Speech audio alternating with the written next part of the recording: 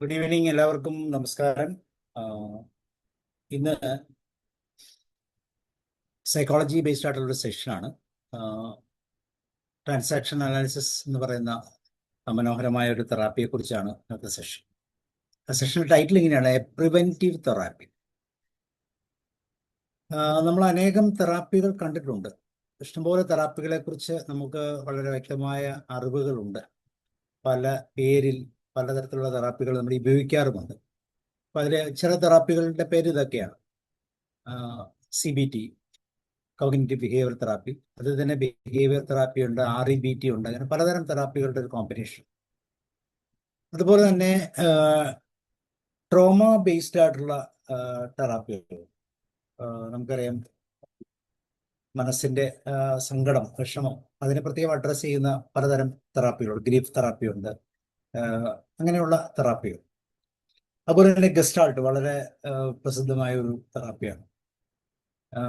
REBT, അതുപോലെ neuro linguistic programming, നമ്മുടെ മനസ്സിന്റെ ഫ്രെയിമുകളെ കൃത്യമായിട്ട് മനസ്സിലാക്കാനും സഹായിക്കുന്ന ഒരു തെറാപ്പിയാണ്.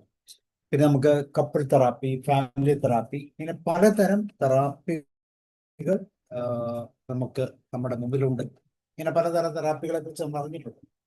അപ്പൊ ഈ തെറാപ്പികളിൽ നിന്ന് വ്യത്യസ്തമായി എന്താണ് ഈ ട്രാൻസാക്ഷൻ അനാലിസിസ് എന്ന് പറയുന്ന ഈ തെറാപ്പിയുടെ പ്രത്യേകത? ഇതാണ് നമ്മൾ ചിന്തിക്കുന്നത്. ഈ തെറാപ്പികളെല്ലാം ഒരു രീതിയിൽ അല്ലെങ്കിൽ മറ്റൊരു തെറാപ്പികൾ എന്ന് പറയുന്നത് എപ്പോഴും നമ്മൾ ഒരു പ്രോബ്ലം വന്നു കഴിയുമ്പോൾ, പ്രത്യേകിച്ച് മാനസികമായിട്ടോ അല്ലെങ്കിൽ ശാരീരികമായിട്ടോ ഉണ്ടാകുന്ന ഒരു പ്രോബ്ലത്തെ കൃത്യമായിട്ട് അഡ്രസ്സ് ചെയ്യാൻ വേണ്ടിയാണ് നമ്മൾ ഉപയോഗിക്കുന്നത്. മാനസികമായ തലമാകും, മാനസിക തലത്തിന് സൈക്കോസൊമാറ്റിക് എന്ന് പറയും, അല്ലെ? മനോജന്യ രോഗങ്ങൾ, മനസ്സിന്റെ ശക്തി കൊണ്ട് അല്ലെങ്കിൽ മനസ്സിന്റെ തോന്നൽ കൊണ്ട് ശാരീരികമായ അസുഖങ്ങളായിട്ട് തോന്നുന്ന പലതരം രോഗങ്ങളുണ്ട്. ഏകദേശം 90% രോഗങ്ങളെ ആ ഒരു ഗണത്തിൽപ്പെടുത്താമെന്ന് നമ്മൾ കേട്ടിട്ടുണ്ട്. അപ്പൊ അങ്ങനെയുള്ള രോഗങ്ങളിൽ പെടുന്ന രോഗങ്ങൾ ഉണ്ടായിക്കഴിയുമ്പോൾ നമ്മൾ ഉപയോഗിക്കുന്ന പല CBT ആണെങ്കിൽ, കോഗ്നിറ്റീവ് ബിഹേവിയർ തെറാപ്പി എന്ന് വെച്ചാൽ നമ്മുടെ തോട്ടുകളുമായിട്ട് ബന്ധപ്പെട്ടാണ്. ചിന്തകൾക്കുണ്ടാകുന്ന വ്യതിയാനങ്ങൾ, തെറ്റായ രീതിയിലുള്ള ചിന്തകൾ, ഡിസ്ഫങ്ഷണൽ തോട്ട്സ് എന്ന് പറയാം, അല്ലെങ്കിൽ ഓട്ടോമാറ്റിക് നെഗറ്റീവ് തോട്ട്സ് എന്ന് പറയാം. ഇങ്ങനെയുള്ള തോട്ടുകളുമായി ബന്ധപ്പെട്ടുണ്ടാകുന്ന പ്രശ്നങ്ങളെ അഡ്രസ്സ് ചെയ്യാൻ വേണ്ടി, അപ്പൊ അങ്ങനെയുള്ള ചിന്തകൾ നമുക്ക് നിയന്ത്രിക്കാൻ പറ്റാത്ത വിധം നമ്മളെ ബുദ്ധിമുട്ടിക്കുമ്പോൾ നമ്മൾ ചെയ്യുന്ന ഒരു പ്രോസസ്സാണ് CBT എന്ന് പറയുന്ന ഒരു ഇന്റർവെൻഷൻ. ഇവിടെ നമ്മൾ ചിന്താപരമായി കോഗ്നിറ്റീവാണ്, നമ്മുടെ കോഗ്നിറ്റീവ് തലത്തിലുണ്ടാകുന്ന ചേഞ്ചസ്, അതിനെ നമ്മൾ ബിഹേവിയർ തെറാപ്പിയുമായിട്ട് വേണം കണക്ട് ചെയ്യാം. അല്ലെങ്കിൽ ബിഹേവിയർ തെറാപ്പിയിൽ ഉണ്ടാകുന്ന പ്രശ്നങ്ങൾ, നമുക്കറിയാം, ചിന്തകൾ, പിന്നെ ഇമോഷൻസ് അല്ലെങ്കിൽ ഫീലിങ്സ്, ദെൻ ബിഹേവിയർ. ഇങ്ങനെ ഒരു കണക്ഷനാണ് എപ്പോഴും നമ്മുടെ ജീവിതത്തിൽ ഉണ്ടാകുന്നത്. അപ്പൊ ചിന്തകളിൽ നിന്ന് അത് ഫീലിങ്സിലേക്കും അല്ലെങ്കിൽ ഇമോഷൻസിലേക്കും, അതിനുശേഷം അത് ബിഹേവിയറിലേക്കും പോകും. അപ്പൊ അങ്ങനെയുള്ള കണക്ഷൻ CBT. അതുപോലെ ട്രോമ, ആഴത്തിലുള്ള ഗ്രീഫ് പോലുള്ള സങ്കടങ്ങളെ അറിയാതെ റിലീസ് ചെയ്യാൻ പറ്റാതെ നിൽക്കുന്ന ഒരവസ്ഥ. പിന്നെ നമ്മൾ പറയുന്ന ഗസ്റ്റാൾട്ട്, അതും വളരെ പോസിറ്റീവായിട്ടുള്ള തെറാപ്പിയാണ്. ഇങ്ങനെയുള്ള പ്രശ്നങ്ങളെ കൃത്യമായിട്ട് ഐഡന്റിഫൈ ചെയ്ത് അതിനെ empty chair, 2 chair, 3 chair അങ്ങനെ മെക്കാനിസംസ് ഉപയോഗിച്ച് കൃത്യമായിട്ട് മനസ്സിലുള്ള കാര്യങ്ങൾ തുറന്നു പറയാൻ വേണ്ടി നമ്മൾ സഹായിക്കുന്ന തെറാപ്പിയാണ്. REBT എന്ന് പറയുമ്പോൾ CBT പോലെ തന്നെ അതിൻ്റെ ഒരു എയർലി ഫോം എന്ന് വേണമെങ്കിൽ പറയാം. അതുപോലെ ന്യൂറോ ലിംഗ്വിസ്റ്റിക്, നമ്മുടെ മനസ്സിന്റെ ഫ്രെയിമുകളെ കൃത്യമായിട്ട് അനലൈസ് ചെയ്യാൻ, അല്ലെങ്കിൽ നമ്മുടെ ഫിൽട്ടറുകളെ കൃത്യമായിട്ട് പ്രവർത്തിപ്പിക്കാനൊക്കെ നമ്മളെ സഹായിക്കുന്ന, പ്രത്യേകിച്ച് ലിംഗ്വിസ്റ്റിക് ആയിട്ടുള്ള നമ്മുടെ വാക്കുകൾ, നമ്മുടെ ഭാഷ, ലാംഗ്വേജ്, ഇതിനെയൊക്കെ കൃത്യമായിട്ട് അനലൈസ് ചെയ്യാൻ ഉപയോഗിക്കുന്നത്. അതുപോലെ കപ്പിൾ തെറാപ്പി എന്ന് പറയുമ്പോൾ വിവാഹത്തിന് ശേഷം ഉണ്ടാകുന്ന കോൺഫ്ലിക്റ്റുകളെ അനലൈസ് ചെയ്യാൻ വേണ്ടി ഉപയോഗിക്കുന്ന ഒരു തെറാപ്പിയായിട്ട് കപ്പിൾ തെറാപ്പി. അതേപോലെ തന്നെ ഫാമിലി, അത് കപ്പിൾസ് കഴിഞ്ഞിട്ട് ഒരു കുടുംബവുമായി ബന്ധപ്പെട്ട്, അല്ലെങ്കിൽ മക്കളും ഗ്രാൻഡ് പേരൻസും എല്ലാം ഉള്ള ഒരു ഗ്രൂപ്പിനെ നമ്മൾ ഇവിടെ എല്ലാം ഒരു പ്രശ്നം ഉണ്ടായി കഴിയുമ്പോഴാണ് ഇങ്ങനെയുള്ള തെറാപ്പികളുമായിട്ട് നമ്മൾ പലപ്പോഴും ഡീൽ ചെയ്യുന്നത്. അപ്പൊ എന്നാൽ ഇങ്ങനെയുള്ള പ്രശ്നങ്ങൾ ഉണ്ടാകുന്നതിന് മുമ്പ് ഒരു അവയർനെസിന്റെ തലത്തിൽ നിന്നുകൊണ്ട് നമുക്ക് തിരിച്ചറിയാൻ പറ്റുന്ന ഒരു തെറാപ്പിയാണ് ട്രാൻസാക്ഷൻ അനാലിസിസ്. വിനിമയ അപഗ്രഥ. നമ്മൾ സംസാരിക്കുകയും നമ്മൾ ഇടപെടുകയും ചെയ്യുന്നതിനെ കൃത്യമായ ബോധത്തിലൂടെ നമ്മൾ കടത്തിവിടുകയാണെങ്കിൽ, അല്ലെങ്കിൽ നിയന്ത്രിക്കപ്പെടുകയാണെങ്കിൽ, തീർച്ചയായിട്ടും ഈ പറയുന്ന തോട്ടുകളും ഇമോഷൻസും ബിഹേവിയറിലും കൃത്യമായിട്ട് നമുക്ക് നിയന്ത്രിക്കാൻ സാധിക്കും. അപ്പൊ ഇതിനെ ഒരു അവയർനെസിന്റെ തലത്തിൽ നിന്നുകൊണ്ട് നോക്കാം. ഒരുപക്ഷെ ഇങ്ങനെയുള്ള ഈ ഒരു തെറാപ്പിയിൽ കൂടെ പോകുമ്പോൾ, അല്ലെങ്കിൽ ഇതിനെക്കുറിച്ച് നമ്മൾ മനസ്സിലാക്കിയാൽ, നമുക്കൊരു രോഗത്തിന്റെ അവസ്ഥ വേണമെന്നില്ല, ഒരു മാനസികമായ ഒരു സാഹചര്യം ഉണ്ടാകണമെന്നില്ല, ഒരു പ്രശ്നം ഉണ്ടാകണമെന്നില്ല. അല്ലാതെ തന്നെ അവയർനെസിന്റെ തലത്തിൽ വളരെ കൃത്യമായിട്ട് നമുക്ക് ഇതിന് മനസ്സിലാക്കാം. സാധാരണക്കാരന്റെ മനഃശാസ്ത്രം എന്നൊക്കെ പറയുന്ന, ലേമൻ സൈക്കോളജി എന്നൊക്കെ പറയുന്ന തലത്തിൽ നമുക്ക് ഇതിനെ കാണാൻ പറ്റും. വളരെ സിമ്പിളായിട്ട് ഈ പ്രശ്നങ്ങൾ അല്ലെങ്കിൽ ഈ കാര്യങ്ങളെ അല്ലെങ്കിൽ നമ്മുടെ മനസ്സിന്റെ നിർവചനത്തെ മനസ്സിലാക്കിക്കൊണ്ട് നമ്മൾ ചെയ്യുന്ന നമ്മളുടെ ചിന്തകളെയും നമ്മളുടെ ഇമോഷൻസിനെയും വികാരങ്ങളെയും അതുപോലെ തന്നെ നമ്മളുടെ സ്വഭാവ ഗുണങ്ങളെയും നിയന്ത്രിക്കാൻ പറ്റുന്ന ഒരു തെറാപ്പി തന്നെയാണ് ട്രാൻസാക്ഷൻ അനാലിസിസ്. അപ്പൊ അതുകൊണ്ട് തന്നെയാണ് ഇത് ഒരു പ്രിവെന്റീവ് തെറാപ്പി എന്ന് പറയുന്നത്. ഒരു പ്രിവെൻഷൻ, നമുക്ക് എപ്പോഴും അറിയാം, prevention is better than cure നമ്മൾ കേട്ടിട്ടുണ്ട്. അപ്പൊ ഇതിനെക്കുറിച്ചൊരു അവയർനെസ്, ഇതിന്റെ മെയിൻ തന്നെ ഓട്ടോണമിയാണ്. നമ്മളിൽ ഒരു സ്വാതന്ത്ര്യം ഉണ്ടാക്കുക, വ്യക്തിപരമായി ഒരു റിസലിയൻസ് പവർ കൂട്ടുക, വ്യക്തിപരമായി നമുക്ക് കാര്യങ്ങളെ തിരിച്ചറിയാനും അത് കൃത്യമായിട്ട് നമുക്ക് പ്രകടിപ്പിക്കാനും കഴിയുന്ന, എക്സ്പ്രസ് ചെയ്യാൻ കഴിയുന്ന ഒരു വേദിയിലേക്ക് നമ്മൾ മാറ്റുക, നമ്മൾ മാറുക. ഇതാണ് ട്രാൻസാക്ഷണൽ TA എന്ന് പറയുന്ന ഒരു സൈക്കോളജി നമ്മൾ പഠിപ്പിക്കുന്നത്. അപ്പോൾ ഈ പ്രിവെന്റീവ് അനാലിസിസിനെയാണ് നമ്മളൊന്ന് തിരിച്ചറിയാൻ ശ്രമിക്കുന്നത്. പക്ഷെ പല പ്രാവശ്യം നമ്മൾ കേട്ടിട്ടുണ്ട്. അപ്പൊ ഇവിടെയെല്ലാം നമ്മൾക്ക് ഏറ്റവും പ്രധാനപ്പെട്ട ഒരു പാർട്ട് എന്ന് പറയുന്നത് നമ്മുടെ പേഴ്സണാലിറ്റി തന്നെ, അല്ലെ? നമ്മുടെ വ്യക്തിത്വം, പേഴ്സണാലിറ്റി. എന്താണ് പേഴ്സണാലിറ്റി എന്ന് ചോദിച്ചാൽ അതിന് ഒത്തിരി മീനിങ് ഫുൾ ആയിട്ട് നമ്മൾ പറയാം. പ്രധാനമായിട്ടും നമുക്ക് ഇങ്ങനെ പറയാം, പേഴ്സണാലിറ്റിയെ തിങ്കിങ്, ഫീലിംഗ്, ബിഹേവിംഗ് എന്ന് പറയുന്ന സ്ഥലത്ത് നമ്മുടെ പേഴ്സണാലിറ്റി മറ്റൊരാൾ കൃത്യമായിട്ട് അറിയും. ഒരുപക്ഷെ നമ്മൾ പോലും കൃത്യമായിട്ട് അറിയുന്നത് ഒരു പ്രശ്നത്തിൽ അകപ്പെടുമ്പോൾ നമ്മളുടെ ചിന്താഗതികളും നമ്മളുടെ ഇമോഷൻസ് അല്ലെങ്കിൽ ഫീലിങ്സും അതോടൊപ്പം നമ്മുടെ ബിഹേവിയറിനെ അടിസ്ഥാനപ്പെടുത്തിയായിരിക്കും. നമ്മൾ പോലും പ്രതീക്ഷിക്കാത്ത ചില ചിന്തകൾ, നമ്മൾ പോലും ഒരിക്കലും ചിന്തിക്കാത്ത രീതിയിലുള്ള ചില ഫീലിങ്സ്, അതുപോലെ തന്നെ ചില ബിഹേവിയർ എല്ലാം ഓട്ടോമാറ്റിക്കായിട്ട് പുറത്തേക്ക് വരുമ്പോഴാണ് നമ്മുടെ യഥാർത്ഥത്തിലുള്ള പേഴ്സണാലിറ്റിയെ നമ്മൾ തിരിച്ചറിയാം. അപ്പൊ ഈ പേഴ്സണാലിറ്റിയെ കൃത്യമായിട്ട് ഐഡന്റിഫൈ ചെയ്യുക. നമ്മുടെ പേഴ്സണാലിറ്റിയെ നമ്മളിൽ വ്യക്തതയോടെ ഐഡന്റിഫൈ ചെയ്യുക. അല്ലെങ്കിൽ ഹുവാമൈ എന്ന് പറയുന്നൊരു ചോദ്യം ചോദിക്കുമ്പോൾ ഞാനാരാണ്, വ്യക്തിപരമായി ഞാനാണ്, എന്തൊക്കെ എൻ്റെ ചിന്തകൾ എന്താണ്, എൻ്റെ ഇമോഷൻസ് എന്താണ്, എൻ്റെ ബിഹേവിയർ എന്താണ്.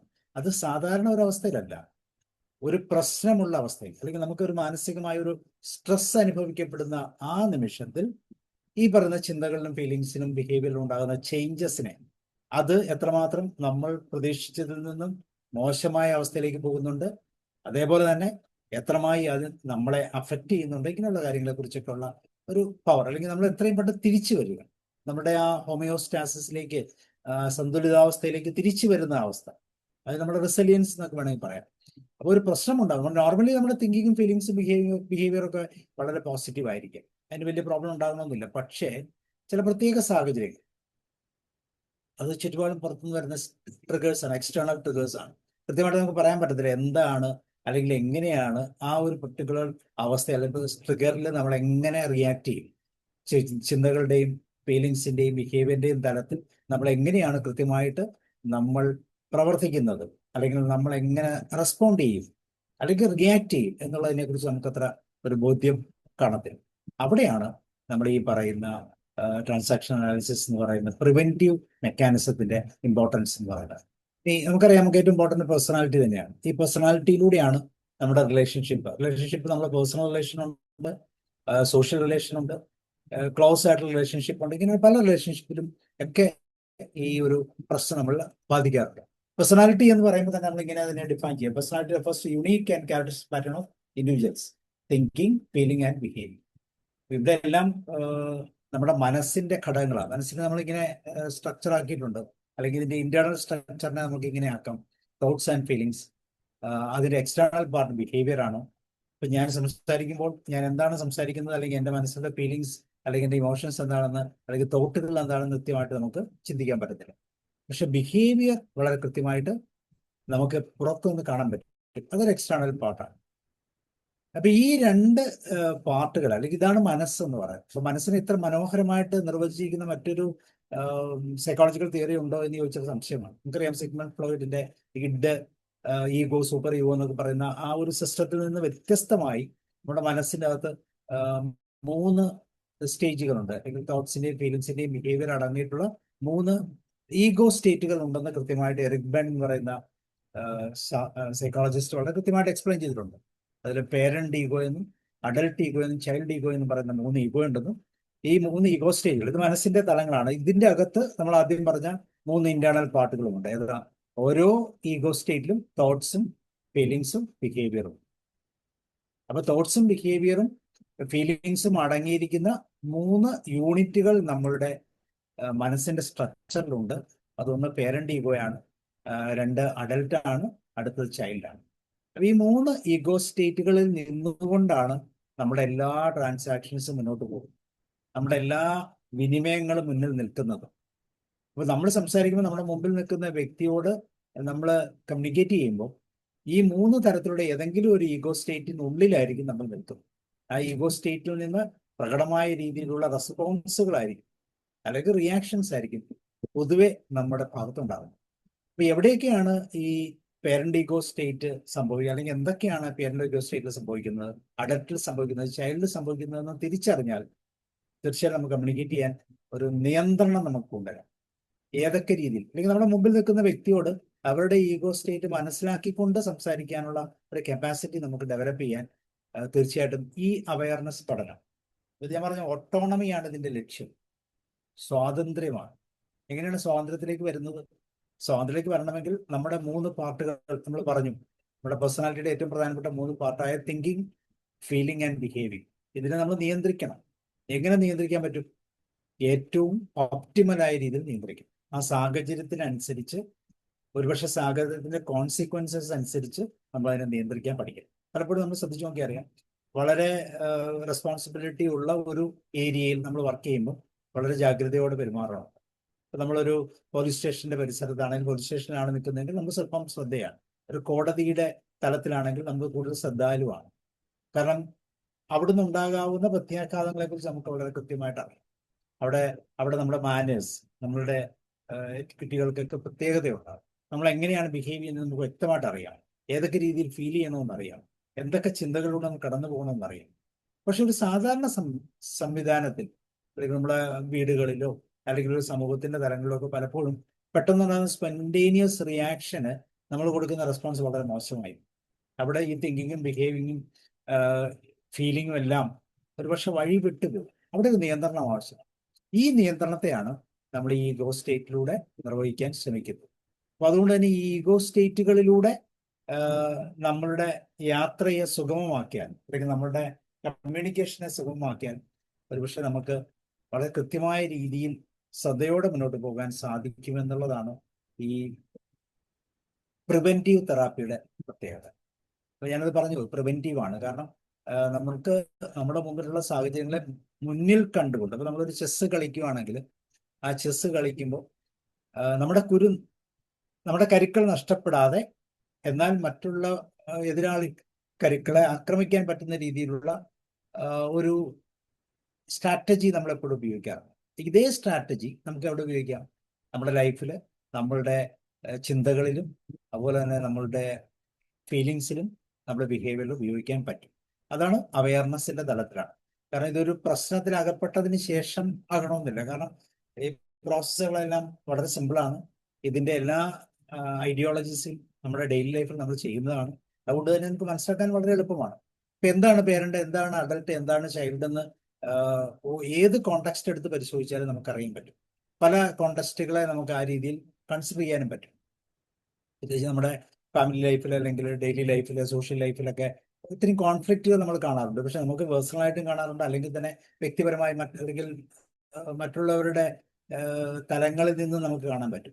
അപ്പൊ അതിനെയൊക്കെ കൃത്യമായിട്ട് ഈ 3 ഈഗോ സ്റ്റേറ്റുകളുടെ തരത്തിൽ നോക്കും. ഈ 3 ഈഗോ സ്റ്റേറ്റിലും ഉള്ളത് തീർച്ചയായിട്ടും നമ്മുടെ മനസ്സിന്റെ പ്രധാന തലങ്ങൾ തന്നെയാണ്. തോട്ടുകളും ഫീലിങ്സും അതുപോലെ തന്നെ ബിഹേവിയറുമാണ്. അപ്പൊ അതുകൊണ്ട് തന്നെ നമ്മുടെ ചിന്തകളെയും വികാരങ്ങളെയും നമ്മുടെ സ്വഭാവത്തെയും നിയന്ത്രിക്കാൻ നമ്മളെ സഹായിക്കുന്ന ഒരു പ്രിവെന്റീവ് മെക്കാനിസമാണ്. ആ മെക്കാനിസത്തെയാണ് നമ്മളൊന്ന് പരിചയപ്പെടാൻ ഉദ്ദേശിക്കുന്നത്.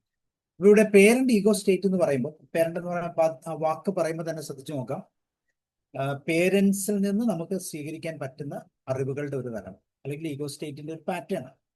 അവിടെ പേരൻസിന്റെ തോട്ടും പേരൻസിന്റെ ഫീലിങ്സും പേരൻസിന്റെ ബിഹേവിയറും നമ്മൾ എത്രമാത്രം ഇൻഫ്ലുവൻസ് ചെയ്തിട്ടുണ്ട്.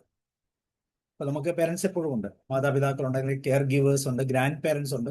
ഇവരുടെ എല്ലാം, അല്ലെങ്കിൽ നമ്മളെ നയിക്കുന്നവരുണ്ട്, നമ്മളുടെ മെന്റേഴ്സ് എന്ന് പറയുന്നവരുടെ ഉണ്ട്. ഇവരുടെ എല്ലാം ജീവിതത്തിൽ, അല്ലെങ്കിൽ അവരുടെ ജീവിതത്തിൽ ഉണ്ടായിട്ടുള്ള ചിന്തകളും, ആ ചിന്തകൾ അതിന് തുടർച്ചയായിട്ട് ഫീലിങ്സ് ആയിട്ട് പുറത്തു വരും. ഫീലിങ്സിനോടൊപ്പം ബിഹേവിയർ ആയിട്ട് വരാം. അപ്പൊ ഇവരുടെ ചിന്തകളും അല്ലെങ്കിൽ നമുക്ക് പ്രകടമായി കാണാൻ പറ്റുന്ന ഫീലിങ്സ് ആൻഡ് ബിഹേവിയർ എങ്ങനെ നമ്മൾ സ്വാധീനിച്ചിട്ടുണ്ട്. ചിന്തകളുടെ പരിണിത ഫലമാണല്ലോ ഈ പറയുന്ന ഫീലിങ്സും അല്ലെങ്കിൽ ഇമോഷൻസും അതുപോലെ തന്നെ ബിഹേവിയർ. അപ്പൊ അതുകൊണ്ട് നമുക്ക് പ്രകടമായി കാണാവുന്ന ഈ രണ്ട് തലങ്ങൾ, പേരൻസിന്റെ, കെയർ ഗിവേഴ്സിന്റെ, അങ്ങനെ ആ തലത്തിൽ നിന്നുകൊണ്ട് നമുക്ക് ഏതൊക്കെയാണ് നമുക്ക് നമ്മുടെ ഡെയിലി ലൈഫിൽ കിട്ടിയിട്ടുള്ളത്, നമ്മുടെ ജീവിതത്തിൽ കിട്ടിയിട്ടുള്ളത്. കുട്ടിക്കാലം മുതൽ ഈ സമയം വരെ ഡിഫറെന്റ് തലത്തിലുള്ള, ഒരുപക്ഷെ അച്ഛൻ്റെ അമ്മയിൽ തന്നെ പല തരത്തിലുള്ള ഈ പറയുന്ന വികാരങ്ങളും അതുപോലെ ഇമോഷനും, ഒരുപക്ഷെ ഒരേ കാര്യത്തിന് തന്നെ പലതരം ഇമോഷൻസ് നമ്മൾ കണ്ടിട്ടുണ്ട്. നമ്മൾ അത്ഭുതപ്പെട്ടിട്ടുണ്ടാകാം. ഈ രണ്ട് കേസും ചെയ്തത് നമ്മളാണ്. പക്ഷേ നമ്മൾക്ക് തരുന്ന റെസ്പോൺസുകൾ അല്ലെങ്കിൽ റിയാക്ഷൻ വ്യത്യസ്തമാണ്. അപ്പൊ ഇതെന്തുകൊണ്ടാണ് ഇങ്ങനെ സംഭവിക്കുന്നത്? അപ്പൊ ഇങ്ങനെയുള്ള ഈ തലങ്ങളെല്ലാം വളരെ കൃത്യമായിട്ട് നമുക്ക് അനലൈസ് ചെയ്യാൻ പറ്റുന്ന ഒരു രീതി നമുക്ക് ഇന്ന് മനസ്സിലാക്കി. അപ്പൊ ഇതാണ് പേരന്റ് ഈഗോ സ്റ്റേറ്റ്. അപ്പൊ പേരന്റിന്റെ തലത്തിൽ, കെയർ ഗിവേഴ്സിന്റെ തലത്തിൽ, അല്ലെങ്കിൽ നമ്മളെ വളർത്തിയവരുടെ തലത്തിൽ നിന്ന് നമുക്ക് ലഭിക്കുന്ന ചിന്തകളുടെയും വികാരങ്ങളുടെയും സ്വഭാവത്തിന്റെയും സവിശേഷതകൾ നമുക്കുണ്ടാവും. നമ്മുടെ അച്ഛന്റെയും അമ്മയുടെയും സ്വഭാവവിശേഷങ്ങൾ നമ്മൾ ആർജിച്ചെടുത്തിട്ടുള്ള നമ്മളുടേതായിട്ടുള്ള ഒരു പേരന്റ് ഈഗോ സ്റ്റേറ്റ്. ഒത്തിരി മാറ്റങ്ങൾ വന്നിട്ടുണ്ട്. പ്രായമാകുന്തോറും, അനുഭവങ്ങളിലൂടെ പോകുമ്പോൾ, എക്സ്പീരിയൻഷ്യൽ ആകുമ്പോഴൊക്കെ ഈ ഈഗോ സ്റ്റേറ്റിന് ഒത്തിരി മാറ്റങ്ങൾ വന്നിട്ടുണ്ട്. എങ്കിലും ഞാൻ ആദ്യമേ പറഞ്ഞു, എപ്പോഴെങ്കിലും ഒരു പ്രശ്നം ഉണ്ടാകുന്ന സമയത്ത് നമ്മൾ അറിയാതെ തന്നെ ഫോളോ ചെയ്യുന്ന ഈ പേരന്റൽ ഈഗോ സ്റ്റേറ്റിന്റെ ചില ആട്രിബ്യൂട്ട്സ് അതെപ്പോഴും നമുക്ക് കാണും. പൊതുവെ നമ്മളിങ്ങനെ പറയാം, അച്ഛൻ ദേഷ്യമുള്ള ആളാണെങ്കിൽ പൊതുവെ ആൺമക്കളൊക്കെ ദേഷ്യമുള്ള ഒരാൾ, എല്ലാവരും ആകണമെന്നില്ല, ആകാം.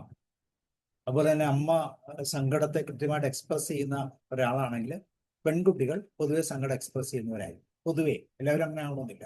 ഇന്നത്തെ കാലഘട്ടത്തിൽ ഒത്തിരി വ്യത്യാസമുണ്ട്. ഇന്നത്തെ ജനറേഷൻസിന്റെ ഗ്യാപ്പിൽ ഒത്തിരി വ്യത്യാസങ്ങൾ വന്നിട്ടുണ്ട്. സ്വല്പം കൂടെയൊക്കെ എക്സ്പ്രസീവ് ആയിട്ടുള്ള പെൺകുട്ടികളെ നമുക്ക് കാണാം. അതൊരു തെറ്റല്ല. അത് അവരെ കൃത്യമായിട്ട് അവർക്ക് കിട്ടുന്ന ഒരു ഐഡന്റിറ്റിയാണ്. അവരുടെ വ്യക്തിത്വത്തെ കൃത്യമായിട്ട് അവർ ഉപയോഗിക്കുന്നു എന്നുള്ളതാണ്. അപ്പൊ ഇവിടെ പേരന്റ് ഈഗോ സ്റ്റേറ്റിൽ നമ്മൾ പേരന്റൽ ഫിഗേഴ്സിൽ നിന്ന് നമുക്ക് ലഭിച്ചിട്ടുള്ള ചിന്തകളുടെയും അതുപോലെ തന്നെ വൈകാരിക തലങ്ങളുടെയും സ്വഭാവ ഗുണങ്ങളുടെയും ഒരു പ്രത്യേകത നമ്മളിൽ സൂക്ഷിച്ചു വെച്ചിട്ടുള്ളതാണ്. അത് ഞാൻ പറഞ്ഞു, പലപ്പോഴും നമുക്കൊരു പ്രശ്നം ഉണ്ടാകുമ്പോൾ മാത്രമാണ് ഇത് പുറത്തേക്ക് വരുന്നത്.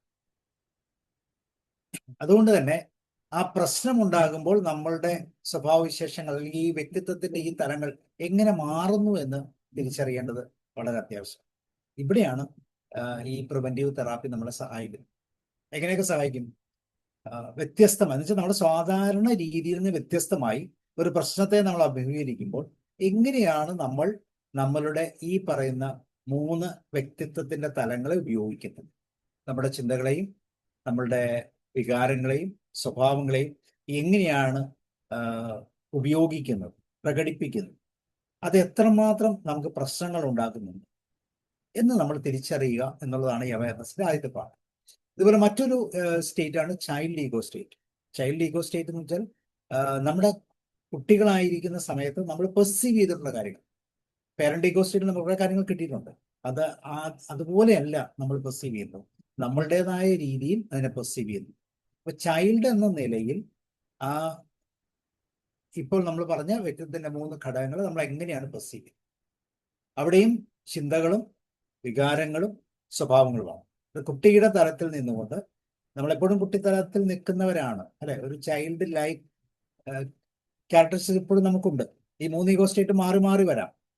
അതിൽ ചൈൽഡ് ഈഗോ സ്റ്റേറ്റ് നമ്മൾ എങ്ങനെയാണ് പ്രകടിപ്പിക്കുന്നത്, എങ്ങനെയാണ് നമ്മുടെ പ്രകടനം എന്ന് കൃത്യമായിട്ട് അനലൈസ് ചെയ്യുന്ന പാർട്ടാണ്. ആ ചൈൽഡ് ഈഗോ സ്റ്റേറ്റിൽ നമ്മൾ മാറുമ്പോൾ നമ്മളുടെ കുട്ടിത്തം ആ കുട്ടിത്തത്തിൽ നമ്മൾ എങ്ങനെയാണ് പ്രകടിപ്പിക്കുന്നത്, അതിനെ നമുക്ക് എങ്ങനെയൊക്കെ ശ്രദ്ധിക്കാൻ പറ്റും. നമുക്കറിയാം, നമ്മൾ പലപ്പോഴും കുട്ടിയുടെ സ്റ്റൈലിൽ നിന്നുകൊണ്ട് അല്ലെങ്കിൽ ഒരു ചൈൽഡ് ലൈക്ക് നേച്ചർ പ്രകടിപ്പിക്കുമ്പോൾ പല കാര്യങ്ങളും അഡ്വാൻറ്റേജ് കിട്ടാറുണ്ട്. നമുക്ക് ലഭിക്കത്തില്ല എന്നുള്ള പല കാര്യങ്ങളും നമ്മൾ അതുപോലെ കരഞ്ഞ് കേണ് ഒക്കെ നേടാറുണ്ട്. അപ്പൊ നേടുന്നത് ഒരു അഡ്വാൻറ്റേജ് ആയിട്ട് നമ്മൾ എടുക്കും പലപ്പോഴും. അങ്ങനെ നേടാൻ പറ്റുന്നില്ലെങ്കിൽ നമ്മൾ അതിനെ എങ്ങനെ എടുക്കും? അവിടെ വൈകാരികമായ ഒരു തലം എങ്ങനെയായിരിക്കും? അപ്പൊ നമുക്കൊരു കൊച്ചിന് ഒരു കളിപ്പാട്ടം കിട്ടുന്നില്ല എങ്കിൽ ആ കൊച്ച് എങ്ങനെയാണ് ആ കളിപ്പാട്ടത്തെ കിട്ടാൻ വേണ്ടി ശ്രമിക്കുന്നത്? ഇവിടെയാണ് ഈ ചൈൽഡ് തലത്തിൽ നമ്മൾ. ചൈൽഡ് കുട്ടിത്തം മാത്രമല്ല, വലിയ വ്യക്തികളിലും ഈ കുട്ടിത്തത്തിന്റെ രീതിയുണ്ട്. ഇപ്പൊ നമ്മൾ ഒരു ചെറിയ മോഷണം നടത്തും. മോഷണം നടത്തുന്നത് ചൈൽഡിന്റെ ഒരു തലമാണ്. ചില കാര്യങ്ങൾ വളരെ ടാക്ട്ഫുൾ ആയിട്ട് നമ്മൾ നേടിയെടുക്കും. അതൊക്കെ പലപ്പോഴും ചൈൽഡ് തലത്തിൽ നിന്നുകൊണ്ടാണ്. അസാധാരണമായ വൈഭവം കാണിക്കും. ഇതെല്ലാം ചൈൽഡിന്റെ പ്രോപ്പർട്ടീസ്, അല്ലെങ്കിൽ ചൈൽഡ് നമുക്ക് നൽകുന്ന ബിഹേവിയർ പാറ്റേൺ ആണ് നമുക്കറിയാം, അല്ലെങ്കിൽ ഈ പറയുന്ന പേഴ്സണാലിറ്റി പാറ്റേൺ ആണ്. ഇനി നമ്മൾ മറ്റൊരു തലവും കൂടി ഇന്നുണ്ട്. നമ്മൾ അഡൽട്ട് ഈഗോ സ്റ്റേറ്റ് എന്നാണ് പറയുന്നത്. അഡൽട്ട് എന്ന് പറയുമ്പോൾ ഈ രണ്ട് പേരന്റിനും ചൈൽഡിനും ഇടയിൽ വളരെ പക്വതയോടെ ലോജിക്കലായിട്ട് ഇടപെടാൻ പറ്റുന്ന ഒരു നിലവാരമാണ്, ഒരു തലമാണ്.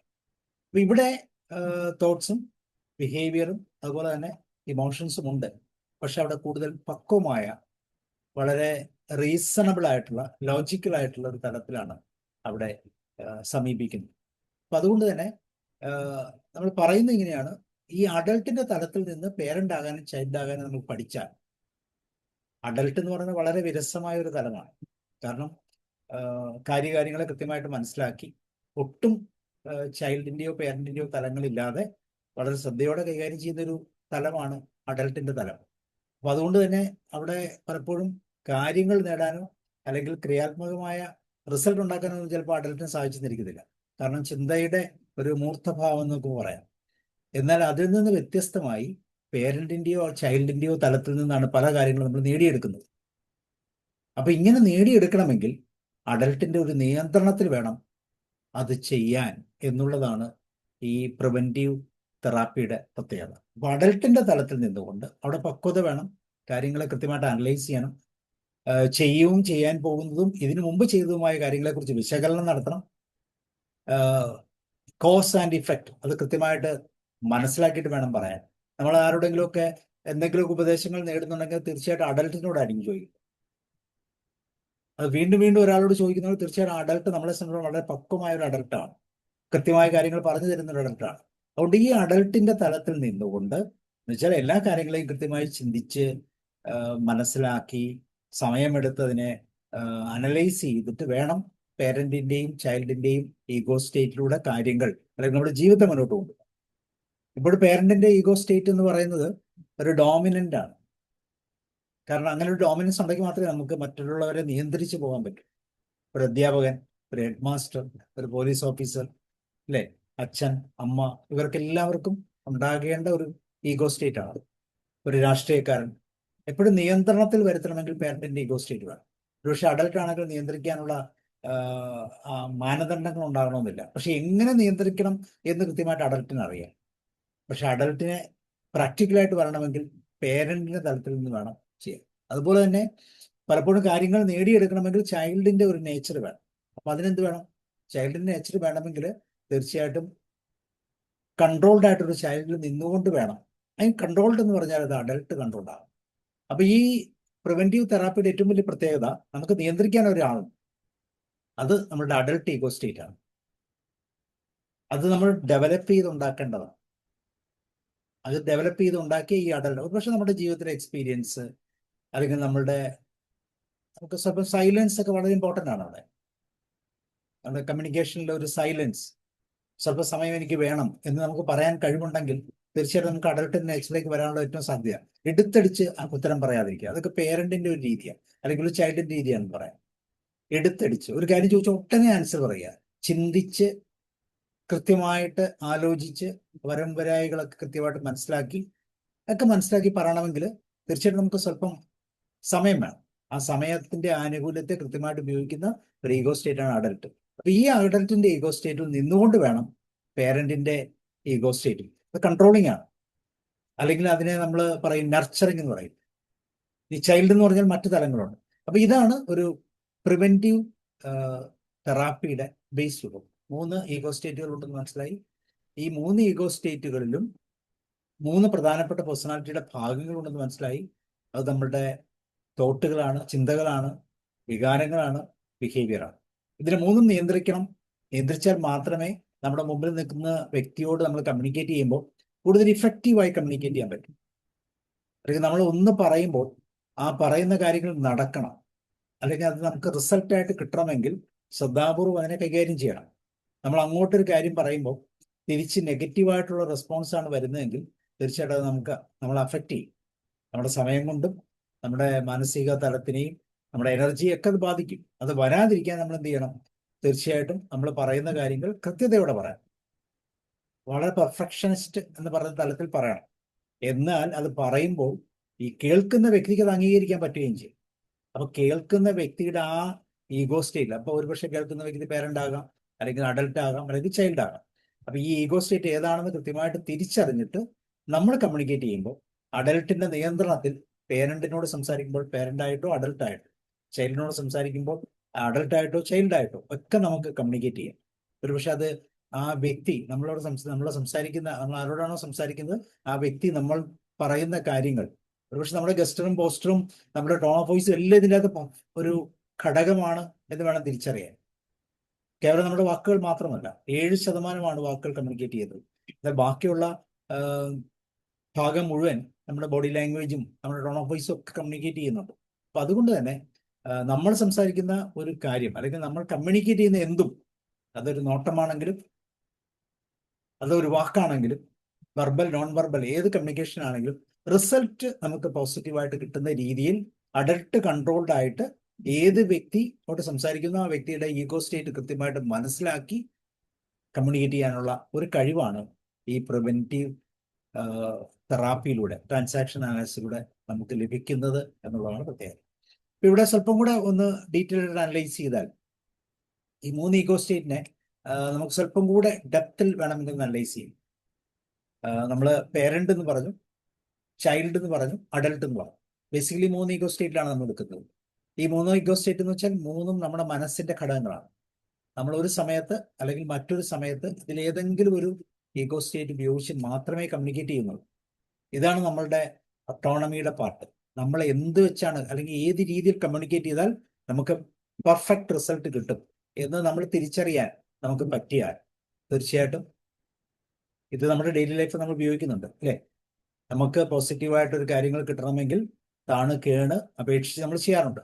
ഓർഡറോടുകൂടി ചെയ്യേണ്ടതാണെങ്കിൽ ഓർഡർ ചെയ്യാനുണ്ട്. ചിലപ്പോൾ കമാൻഡാണ് നമ്മൾ ഉപയോഗിക്കുന്നത്.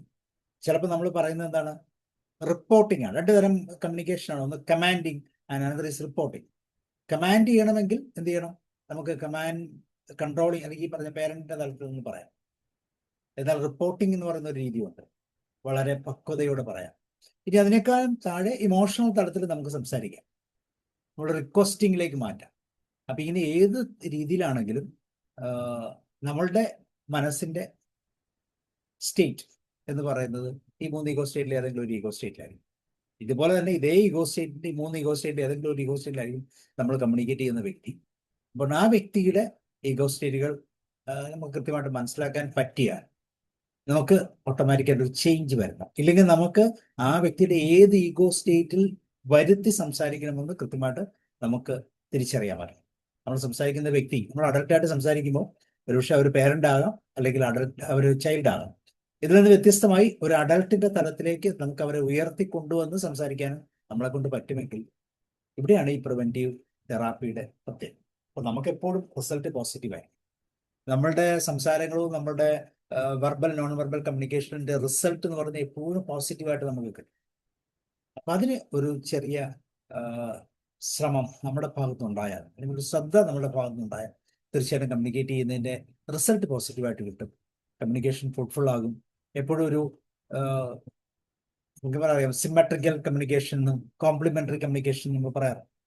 അപ്പൊ ഏത് കമ്മ്യൂണിക്കേഷൻ ആണെങ്കിലും പൂർണ്ണമായി അങ്ങോട്ടും ഇങ്ങോട്ടും മെർജ് ചെയ്ത് പോകുന്ന രീതിയിലുള്ള കമ്മ്യൂണിക്കേഷൻ നമുക്ക് ലഭിക്കുമെന്നുള്ളതാണ് ഈ പ്രിവെന്റീവ് തെറാപ്പിയുടെ പ്രത്യേകത. അപ്പൊ ഈ തെറാപ്പി നമ്മുടെ ഡെയിലി ലൈഫിൽ നടക്കുന്നതുകൊണ്ട്, അല്ലെങ്കിൽ ഈ സൈക്കോളജിയുടെ പാർട്ട് ഡെയിലി ലൈഫിൽ നമ്മൾ എന്നും ചെയ്യുന്നത് കൊണ്ട് ഇതിനെക്കുറിച്ചൊരു അവയർനെസ് ഉണ്ടായാൽ മതി. ഞാൻ ചെയ്തത് ശരിയാണോ തെറ്റാണോ, ഇനി ഞാൻ തെറ്റിപ്പോയെങ്കിൽ എങ്ങനെ അതിനെ കറക്റ്റ് ചെയ്യാം എന്നുള്ള കാര്യങ്ങളെ കുറിച്ചൊക്കെ വളരെ പെട്ടെന്ന് നമുക്ക് അനലൈസ് ചെയ്യാൻ, നമുക്ക് റിസലിയൻസിലേക്ക് എത്താൻ വളരെ എളുപ്പമാണ്.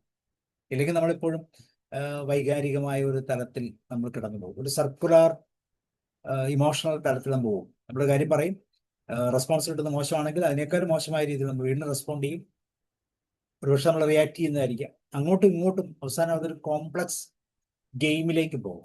അപ്പോൾ നമ്മൾ ഇതിൻ്റെ അകത്ത് തന്നെ വളരെ ഇമ്പോർട്ടൻ്റ് ആയിട്ടുള്ള ഒരു സൈക്കോളജിക്കൽ തലമാണ് ഗെയിംസ് എന്ന് പറയുന്നത്. നമ്മൾ അറിയുന്നില്ല. നമ്മൾ അറിയാതെ തന്നെ നമ്മുടെ കമ്മ്യൂണിക്കേഷൻസ് നമ്മളെ ഗെയിമിലാണ്. ഗെയിം എന്ന് പറയുമ്പോൾ തന്നെ എന്താണ്, പരസ്പരം അങ്ങോട്ടും ഇങ്ങോട്ടും ഒരു മത്സര ബുദ്ധിയോടെ മുന്നോട്ട് പോകുന്ന ഒരു തലമാണ്. ഗെയിമിന് എപ്പോഴും ഒരു മത്സര ബുദ്ധിയാണ്. ആര് ജയിക്കും?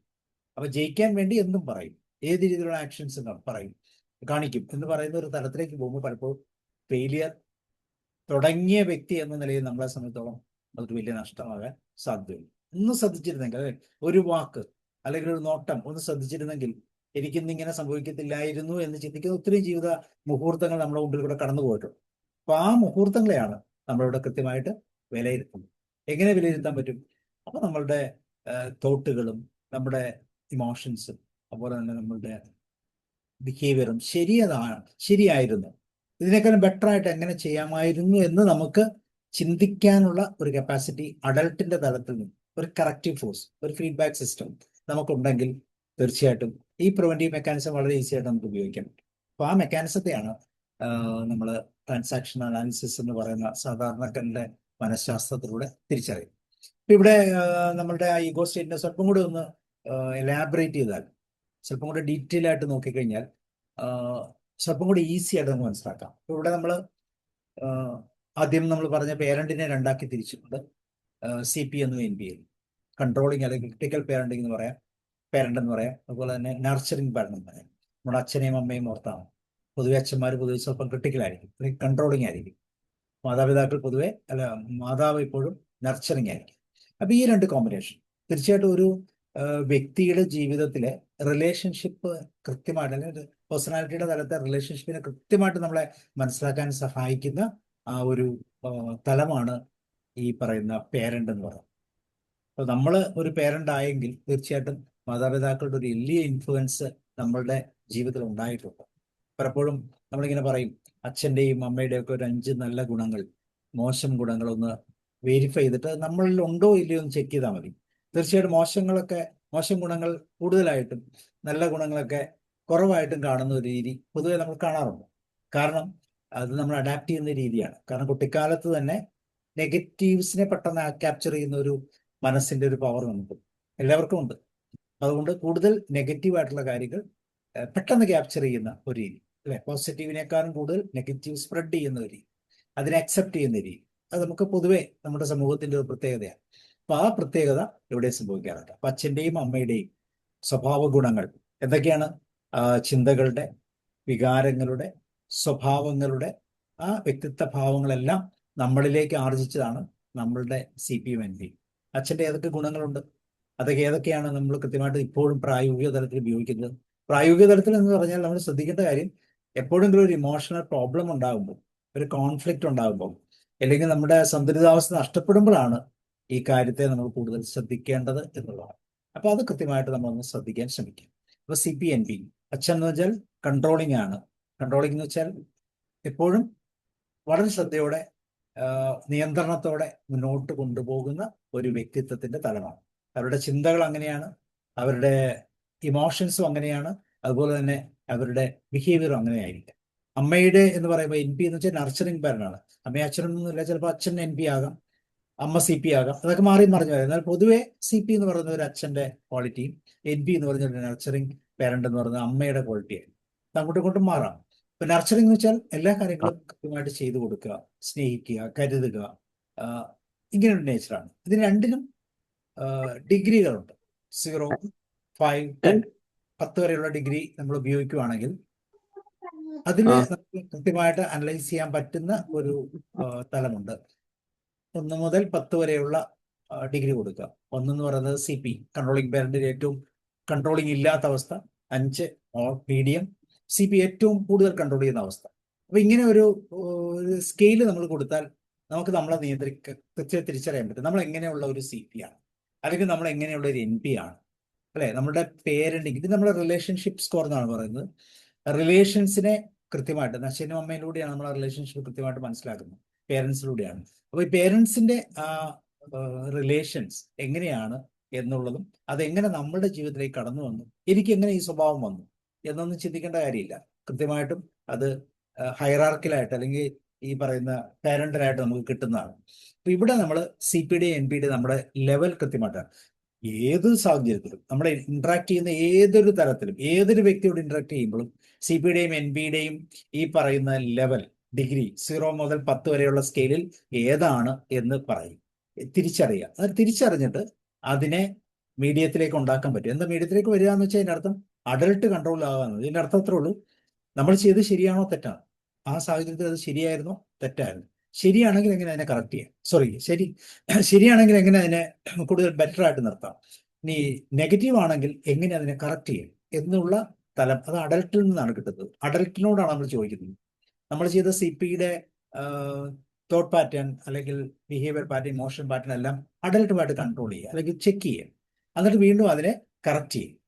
അതുപോലെ തന്നെ നർച്ചറിങ് പാരന്റ് എന്ന് പറയുമ്പോൾ അമ്മയുടെയാണെന്ന് പറഞ്ഞു, കൂടുതൽ എല്ലാ കാര്യങ്ങളും അമ്മ ചെയ്തു കൊടുത്തത് പറ്റും, തീർച്ചയായിട്ടും അതൊരു നെഗറ്റിവിറ്റി ഉണ്ടാകാൻ സാധ്യതയുണ്ട്. അപ്പോൾ അവിടെയും നമുക്കൊരു ഗ്രേഡിങ് കൊടുക്കാം.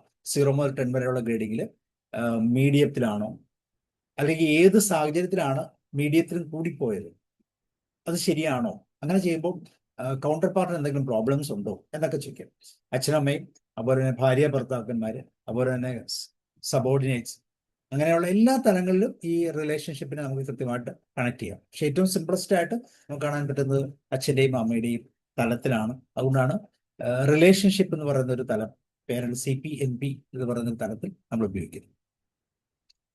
ഇനി അതിന്റെ താഴോട്ട് വരുമ്പോൾ ചൈൽഡിൽ പ്രധാനമായിട്ടും 2 ക്ലാസിഫിക്കേഷൻ പറയുന്നുണ്ട്. ഒന്ന് free child and adapted child. നമുക്കറിയാം ഫ്രീ ചൈൽഡ് എന്ന് പറഞ്ഞാൽ ഒരു കൊച്ചുകുട്ടിയെ ശ്രദ്ധിച്ചാൽ മതി. കൊച്ചുകുട്ടിക്ക് ഒരു നിയന്ത്രണങ്ങളുമില്ല, അല്ലേ? ടേബിൾ മാനേഴ്സ് ഇല്ല, അല്ലെങ്കിൽ ഡ്രസ്സിങ്ങിനെ കുറിച്ചുള്ള ഇതൊന്നുമില്ല. അത് ഫ്രീ ആണ്, ഫ്രീ ചൈൽഡ്. ഈ ഒരു തലം നമ്മുടെ ജീവിതത്തിലുണ്ട്. ഇത്ര ഫ്രീ ആയിട്ട് നമ്മൾ ഇടപെടുന്നത് നമ്മളെ പേഴ്സണൽ ആയിട്ടുള്ള ചില തലങ്ങളുണ്ട്. അല്ലെങ്കിൽ ഫ്രണ്ടിന്റെ അല്ലെങ്കിൽ ഫ്രണ്ട്ഷിപ്പിന്റെ തലത്തിലൊക്കെ നമ്മളിങ്ങനെ ഫ്രീ ആയിട്ട് ഇടപെടും. ഇതിപ്പോ നിങ്ങൾ വാർത്ത ശ്രദ്ധിച്ചാൽ അറിയാം, നമ്മുടെ മുഖ്യമന്ത്രിയോട് കൂടി നിൽക്കുന്ന ഒരു വ്യക്തി കൂടെ പഠിച്ച ഒരു സഹപാഠിയാണ്. അവർ തമ്മിലുള്ള ആ ഇന്ററാക്ഷൻസ് ഒക്കെ വളരെ രസകരമായി നമുക്ക് കാണാം. എത്ര രസത്തോടു കൂടിയാണ് സംസാരിക്കുന്നത്. അപ്പൊ ഇങ്ങനെയുള്ള ഇന്ററാക്ഷൻസിന്റെ ചില അത് ഫ്രീ ചൈൽഡ് എന്ന് പറയുന്നത്. എന്നുവെച്ചാൽ നമ്മളിവിടെ നാച്ചുറൽ ആയിട്ടുള്ള പേഴ്സണാലിറ്റി പെർഫെക്റ്റ് ആണ്. CP/NP നമ്മൾ പറഞ്ഞു റിലേഷൻഷിപ്പ് ആണെങ്കിൽ FC എന്ന് പറയുന്നത് നമ്മുടെ പ്യുവർ പേഴ്സണാലിറ്റി, നമ്മുടെ യഥാർത്ഥത്തിലുള്ള പേഴ്സണാലിറ്റി. ഒരുപക്ഷെ നമ്മൾ ഏറ്റവും കൂടുതൽ മറ്റുള്ളവർ കാണാൻ ആഗ്രഹിക്കുന്ന ഈ FC-യുടെ തലത്തിലായി. പക്ഷെ പലപ്പോഴും നമ്മുടെ FC നഷ്ടപ്പെടും. എങ്ങോട്ട് പോകും? FC-യെ നമ്മുടെ സോഷ്യൽ തലത്തിലേക്ക് അഡാപ്റ്റ് ചെയ്യും. അങ്ങനെയാണ് AC ഉണ്ടാകുന്നത്. ഫ്രീ ചൈൽഡ് അല്ലെങ്കിൽ ഈ നാച്ചുറൽ ചൈൽഡിനെ സാഹചര്യങ്ങൾക്കനുസരിച്ച് ഒരു ചട്ടക്കൂടിലേക്ക്, ഒരു ബൗണ്ടറിയിൽ ഫിക്സ് ചെയ്യും. ബൗണ്ടറൈസ് ചെയ്ത് കഴിയുമ്പോൾ ഓട്ടോമാറ്റിക് അത് അഡാപ്റ്റഡ് ചൈൽഡായിട്ട് മാറും. ഞാൻ പറഞ്ഞു പല സാഹചര്യങ്ങൾ. ഇപ്പം നമ്മുടെ വീട്ടിലുള്ള കുട്ടികൾ എപ്പോഴും ഒരു ഫ്രീ ചൈൽഡായിട്ട് ഇടപെടും. പക്ഷെ ഗസ്റ്റ് വന്നാലോ, അല്ലെങ്കിൽ അവർ സ്കൂളിൽ പോയാലോ, അല്ലെങ്കിൽ മാതാപിതാക്കളുടെ സാന്നിധ്യത്തിലോ, പ്രത്യേകിച്ച് CP പോലുള്ള മാതാപിതാക്കളുടെ സാന്നിധ്യത്തിലോ അവരുടെ ഫ്രീ ചൈൽഡ് അഡാപ്റ്റഡ് ചൈൽഡായിട്ട് മാറും. അപ്പൊ ഈ അഡാപ്റ്റഡ് ചൈൽഡിലേക്ക് വരുമ്പോൾ നമുക്ക് നിയന്ത്രണങ്ങളായി ബൗണ്ടറി ഫിക്സ് ചെയ്തു. അങ്ങനെ ബൗണ്ടറി ഫിക്സ് ചെയ്യുമ്പോൾ അവിടെയും 2 തരത്തിലുള്ള ചൈൽഡുകളെ വീണ്ടും നമുക്ക് തിരിച്ചറിയാൻ പറ്റും. അതിലൊന്നാമത്തെ കംപ്ലൈൻറ്റ് ചൈൽഡ് എന്ന് പറയും, അനുസരണമുള്ള ചൈൽഡ്, അനുസരണമുള്ള അഡാപ്റ്റഡ് ചൈൽഡ്. ഫ്രീ ചൈൽഡിൽ നിന്ന് അഡാപ്റ്റഡ് ആയി, സാഹചര്യങ്ങൾക്കനുസരിച്ച് മാറ്റം വന്നു, സോഷ്യലൈസ് ചെയ്തു. അപ്പോൾ ഇതിന് സോഷ്യൽ സ്കോർ എന്നാണ്. AC എന്ന് പറയുന്നത് സോഷ്യൽ സ്കോർ, FC എന്ന് പറയുന്നത് നമ്മുടെ പേഴ്സണാലിറ്റിയാണ്, CP/NP എന്ന് പറയുന്നത് നമ്മുടെ റിലേഷൻഷിപ്പാണ്. അപ്പൊ നമ്മുടെ ഒരു വ്യക്തിത്വത്തിന്റെ പൂർണ്ണമായ രൂപരേഖ ഇതിൻ്റെ അകത്തുണ്ട്. വ്യക്തിത്വത്തിലുള്ളത് റിലേഷൻസ് CP/NPയുടെ ആ സ്കോറിലൂടെ നമുക്ക് കിട്ടും. FC ഫ്രീ ചൈൽഡ് അല്ലെങ്കിൽ നാച്ചുറൽ ചൈൽഡ് എന്ന് പറയുന്നത് എന്താണ്? നമ്മളുടെ വ്യക്തിത്വമാണ്. ഞാൻ പറഞ്ഞു FC നഷ്ടപ്പെടും. നമ്മളൊരു ബീച്ചിലേക്ക് ചെല്ലുക അല്ലെങ്കിൽ നമ്മുടെ കൂട്ടുകാരുടെ അടുത്തേക്ക് ചെല്ലുമ്പോൾ നമ്മുടെ നാച്ചുറൽ ആയിട്ടുള്ള FC വീണ്ടും വരും. അപ്പൊ നമ്മുടെ കൂട്ടുകാരുടെ പഴയ SSLCക്ക് പഠിച്ചതും അല്ലെങ്കിൽ PDCക്ക് പഠിച്ചതും ഒക്കെ ആളുകളുടെ ഒരു കൂട്ടം സ്കൂളിന്റെയും കോളേജിന്റെ തലത്തിലുള്ള കൂട്ടത്തിലേക്ക് നമ്മൾ ചെല്ലുമ്പോൾ നാച്ചുറലായിട്ട് നമ്മൾ FC ആകും. അവിടെയും ചില സമയത്ത് ചില CPകളും ചില അഡാപ്റ്റേഷൻസും ഒക്കെ വരുമ്പോൾ നമ്മൾ പിണങ്ങി ആ ഗ്രൂപ്പിൽ നിന്നൊക്കെ മാറിപ്പോകും നമ്മൾ ശ്രദ്ധിച്ചു കാണും. കാരണം നമ്മുടെ FC കൃത്യമായിട്ട് അവിടെ ഉപയോഗിക്കാൻ പറ്റത്തില്ല. കാരണം FC-ക്കൊക്കെ അവിടെ അഡാപ്ഷൻ സംഭവിക്കുന്നു. അപ്പൊ ഈ FC-യെ എത്രമാത്രം നിലനിർത്തും അത്രമാത്രം നമ്മൾ നാച്ചുറൽ ആയിട്ടുള്ള വ്യക്തിയായിട്ട് നമ്മൾ മാറും. എങ്ങോട്ടാണ് FC പോകുന്നത്? ഞാൻ പറഞ്ഞു അഡാപ്റ്റഡ് ആകാം, അല്ലെങ്കിൽ നമ്മൾ പേരന്റിന്റെ തലത്തിലേക്ക് നമ്മൾ ഉയരുമ്പോൾ, ഇപ്പോൾ നമ്മളൊരു ഓഫീസിന്റെ ചീഫായി മാറുന്നു, അല്ലെങ്കിൽ നിയന്ത്രിക്കേണ്ട തലത്തിലേക്ക് വരുമ്പോൾ FC എന്നുള്ളത് CP-യിലേക്ക് കണക്ട് ചെയ്യും. അപ്പോൾ CP കൺട്രോളിംഗ് ആണ്. അപ്പൊ നമ്മുടെ FC എങ്ങോട്ടാവും? CP-യിലേക്കും AC-യിലേക്കും മാറുമ്പോൾ നമ്മുടെ ആ വ്യക്തിത്വം നഷ്ടപ്പെട്ടു പോകും. പണ്ട് എത്ര നല്ലവനായിരുന്നു, എത്ര നല്ല കുട്ടിയായിരുന്നു എന്നൊക്കെ നമ്മളൊരു കൊച്ചുകുട്ടിയെ കാണുമ്പോൾ എത്രമാത്രം പേഴ്സണാലിറ്റി നമുക്ക് കാണാൻ പറ്റുമോ, അതെല്ലാം വളർന്നു വരുമ്പോൾ ഈ പറയുന്ന തലങ്ങളിലൂടെ പോകും. അപ്പൊ നമ്മളുടെ ആ വ്യക്തിത്വത്തിന്റെ തലങ്ങൾ നഷ്ടപ്പെട്ടു പോവുകയും. അപ്പൊ വീണ്ടും AC-യിലേക്ക് വരുമ്പോൾ ഞാൻ പറഞ്ഞു AC വീണ്ടും രണ്ട് തരമുണ്ട്. അഡാപ്റ്റഡ് ആണ്, സമൂഹത്തിനനുസരിച്ച് നമ്മൾ മാറണം. കൊച്ചുകുട്ടികളെ പോലെയല്ല ഫ്രീ ആയിട്ട് മൂവ് ചെയ്യാൻ പറ്റത്തില്ല. ചട്ടക്കൂടുകൾക്ക്, സമൂഹത്തിന്റെ ചട്ടക്കൂടുകൾ അനുസരിച്ച് മാറുമ്പോൾ അവിടെ രണ്ട് ടൈപ്പ് ഉണ്ട്. കംപ്ലൈന്റ് അഡാപ്റ്റഡ് ചൈൽഡും റിബലിയസ് അഡാപ്റ്റഡ് ചൈൽഡ്. കംപ്ലൈന്റ് എന്ന് വെച്ചാൽ അനുസരണമാണ്. FC ആണ്. മാതാപിതാക്കൾ വരുമ്പോൾ വീണ്ടും അത് കംപ്ലൈന്റ് AC ആയിട്ട് മാറും. അതായത് സ്കൂളിൽ അധ്യാപകരില്ലാത്തൊരു സ്കൂളെന്ന് സങ്കല്പിക്കും. അതൊരു FC ആണ്, FC ഏരിയ. ആ FC ഏരിയ ആണെങ്കിലും തീർച്ചയായിട്ടും അഡാപ്റ്റഡ് ആണ്. എങ്കിലും അതിന് അധ്യാപകൻ വരുമ്പോൾ ഒന്നുകിൽ കംപ്ലൈന്റ് അഡാപ്റ്റഡ് ചൈൽഡ് ആയിട്ട് മാറും, അല്ലെങ്കിൽ എന്തൊരു റിബലിയസ് ആയിട്ടുള്ള അഡാപ്റ്റഡ് ചൈൽഡ് ആയിട്ട് മാറും. റിബലിയസ് എന്ന് പറഞ്ഞാൽ ഏതാണ്ട് CPA പോലെയുള്ള ഒരു ചൈൽഡ് ഈഗോ സ്റ്റേറ്റ് ആണ്. ആ CPയുടെ തലമല്ല. നമുക്ക് സ്വാതന്ത്ര്യമില്ലെങ്കിൽ പോലും ആ സ്വാതന്ത്ര്യത്തിൽ നിന്നുകൊണ്ട് ഒരു CP ആയിട്ട് പോകുന്ന, ഒരു കൺട്രോളിംഗ് ആയിട്ട് പോകുന്ന, ഒരു റിബലിയസ് ആയിട്ട് പോകുന്ന ഒരു നേച്ചറാണ്. അപ്പൊ ഇങ്ങനെയുള്ള രണ്ട് തലങ്ങളായിട്ട് അതിനെ തിരിക്കാം. വീണ്ടും ചൈൽഡിനെ നമുക്ക് വേറൊരു ഈഗോ സ്റ്റേറ്റ് ഉണ്ട്. ലിറ്റിൽ പ്രൊഫസർ എന്ന് പറഞ്ഞൊരു ഈഗോ സ്റ്റേറ്റും കൂടെ പറയാറുണ്ട്. എന്നുവെച്ചാൽ വലിയ വായിൽ അല്ലെങ്കിൽ ചെറിയ വായിൽ വലിയ സംസാരം എന്നൊക്കെ പറയുന്ന പോലെ, യുറേക്ക എന്ന് വിളിക്കുന്ന ആർക്കിമിഡീസിനെ പോലെ ചില നേട്ടങ്ങൾ അല്ലെങ്കിൽ ചില ക്രിയാത്മകമായ ഇടപെടലുകൾ നടത്താൻ പറ്റുന്ന ഒരു ലിറ്റിൽ പ്രൊഫസറിന്റെ ഒരു സാധ്യതയും കൂടെയുണ്ട്. അത് കുട്ടിയാകണമെന്നല്ല, ഏത് വ്യക്തികളിലും ഈ ലിറ്റിൽ പ്രൊഫസറിന്റെ സാധ്യതയുണ്ട്. ഒരു പ്രത്യേക അവസ്ഥയിൽ ഒരു സൊല്യൂഷൻ കൊണ്ട് കൊടുക്കുക, അത് ലിറ്റിൽ പ്രൊഫസറാണ്. ചില വ്യക്തമായ കൃത്യമായ ഉറപ്പുകൾ കൊടുക്കുക, ഇതെല്ലാം ലിറ്റിൽ പ്രൊഫസറിന്റെ ഒരു തലമായിട്ട് പറയാം. അപ്പൊ ഇവിടെ ചൈൽഡിനെ നമുക്ക് പല കാറ്റഗറി പെടാം. പ്രധാനമായിട്ടും FC എന്നും AC എന്നും, ഫ്രീ ചൈൽഡ് എന്നും അഡാപ്റ്റഡ് ചൈൽഡ് എന്നും രണ്ട് വ്യക്തിത്വ തലങ്ങളിലേക്ക് മാറ്റും. ഇനി നമ്മൾ നോക്കൂ, അഡൽട്ടിന് ഒരുവിധ ചേഞ്ചുമില്ല. അഡൽട്ട് എപ്പോഴും പക്വതയുള്ള പ്രാക്ടിക്കലായ ഒരു തലം മാത്രമേ ഉള്ളൂ. അപ്പൊ അതുകൊണ്ട് തന്നെ നമ്മുടെ എല്ലാവരുടെയും നിയന്ത്രണം, അല്ലെങ്കിൽ ഈ രണ്ട് ഈഗോ സ്റ്റേറ്റുകളുടെ നിയന്ത്രണം എവിടെയാണ്? അഡൽട്ടിലാണ്. അഡൽട്ടിൽ നിന്നുകൊണ്ട് CP ആകാൻ പറ്റുമോ? അഡൽട്ടിൽ നിന്നുകൊണ്ട് MP ആകാൻ പറ്റുമോ? അഡൽട്ട് നിന്നുകൊണ്ട് FC ആകാൻ പറ്റുമോ? അഡൽട്ട് നിന്ന് AC ആകാൻ പറ്റുമോ? അങ്ങനെയാണെങ്കിൽ ഈ പറയുന്ന പ്രിവെന്റീവ് തെറാപ്പി വളരെ ഈസി ആയിട്ട് നമുക്ക് ഉപയോഗിക്കാൻ പറ്റും. അപ്പൊ ഈ പ്രിവെന്റീവ് തെറാപ്പിയെ എങ്ങനെ നമുക്ക് ലൈഫിൽ ഉപയോഗിക്കാം? അതിന് തീർച്ചയായിട്ടും നമ്മുടെ ലൈഫിൽ അഡൽട്ട് എന്ന് പറയുന്ന ആ ഒരു ഈഗോ സ്റ്റേറ്റിനെ നമ്മൾ മെച്ചപ്പെടുത്തിയെടുക്കാം. ഞാൻ പറഞ്ഞു, CP NP ഒക്കെ നമ്മളെ മാതാപിതാക്കളിൽ നിന്ന് കിട്ടുന്നതാണ്, അല്ലെങ്കിൽ കെയർ ഗിവേഴ്സ് നിന്ന് കിട്ടുന്നതാണ്. ഒരു പരിധിവരെ AC FC അതൊക്കെ തന്നെയാണ്, അല്ലെ? ചുറ്റുപാടുകൾക്കനുസരിച്ച് മാറുന്നതാണ്, അല്ലെങ്കിൽ നമ്മുടെ നാച്ചുറലായിട്ട് നമുക്കുള്ളതാണ്. പക്ഷെ അഡൽട്ട് എന്ന് പറയുന്നത് അത് തീർച്ചയായിട്ടും ഡെവലപ്പ് ചെയ്തെടുക്കേണ്ടതാണ്. അപ്പൊ നമ്മൾ ഇനി ഒരാളോട് സംസാരിക്കുമ്പോൾ, അല്ലെങ്കിൽ ഒരാൾ നമ്മളോടൊരു ഉപദേശം ചോദിക്കുമ്പോൾ നമ്മൾ എങ്ങനെയായിരിക്കും പെരുമാറുന്നത്? ഉപദേശങ്ങൾ തെറ്റായി കൊടുക്കുന്നതിനേക്കാൾ നല്ലതാണ് ഞാനൊന്ന് ആലോചിക്കട്ടെ എന്ന് പറയും, ഇല്ലെങ്കിൽ എനിക്ക് ആലോചിക്കാൻ സ്വല്പം സമയവും തരൂ എന്ന് പറയും. അപ്പൊ സ്വല്പം ആലോചനയും സ്വല്പം പ്രായോഗികതയും സ്വല്പം പക്വതയും എല്ലാം നിലനിർത്തുന്ന ഒരു അഡൽട്ടിനെ നമ്മൾ ഡെവലപ്പ് ചെയ്തത് നമ്മുടെ കയ്യിലുണ്ട്.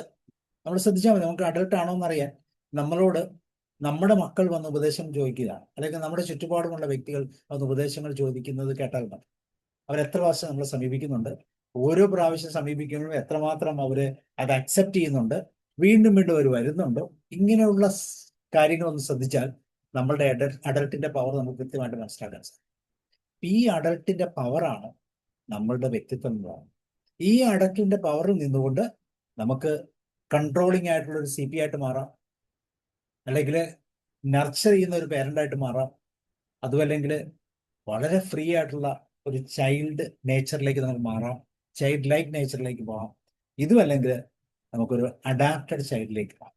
സാഹചര്യങ്ങൾക്ക്, സമൂഹത്തിനനുസരിച്ച്, ചട്ടക്കൂട് അനുസരിച്ച് പ്രവർത്തിക്കുന്ന ഒരു വ്യക്തിയായിട്ട് മാറാം. ഇതിൽ ഏതാണ് അനുയോജ്യമായിട്ടുള്ള ഒരു ഈഗോ സ്റ്റേറ്റ് എന്ന് തിരിച്ചറിഞ്ഞ് അഡൽട്ടിന്റെ നിയന്ത്രണത്തിൽ നമ്മുടെ മുമ്പിൽ നിന്ന് വ്യക്തിയോട് സംസാരിക്കുമ്പോൾ നമുക്ക് കിട്ടുന്ന റിസൾട്ടിനെ അനലൈസ് ചെയ്യാൻ വീണ്ടും അഡൽട്ടിനെ നമുക്ക് ഉപയോഗിക്കാം.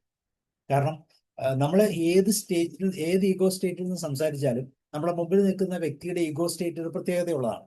പക്ഷെ അതും ഒരു പ്രശ്നത്തിലാണെങ്കിൽ തരുന്ന റെസ്പോൺസ് പലപ്പോഴും പോസിറ്റീവ് ആവണമെന്ന് നിർബന്ധമില്ല.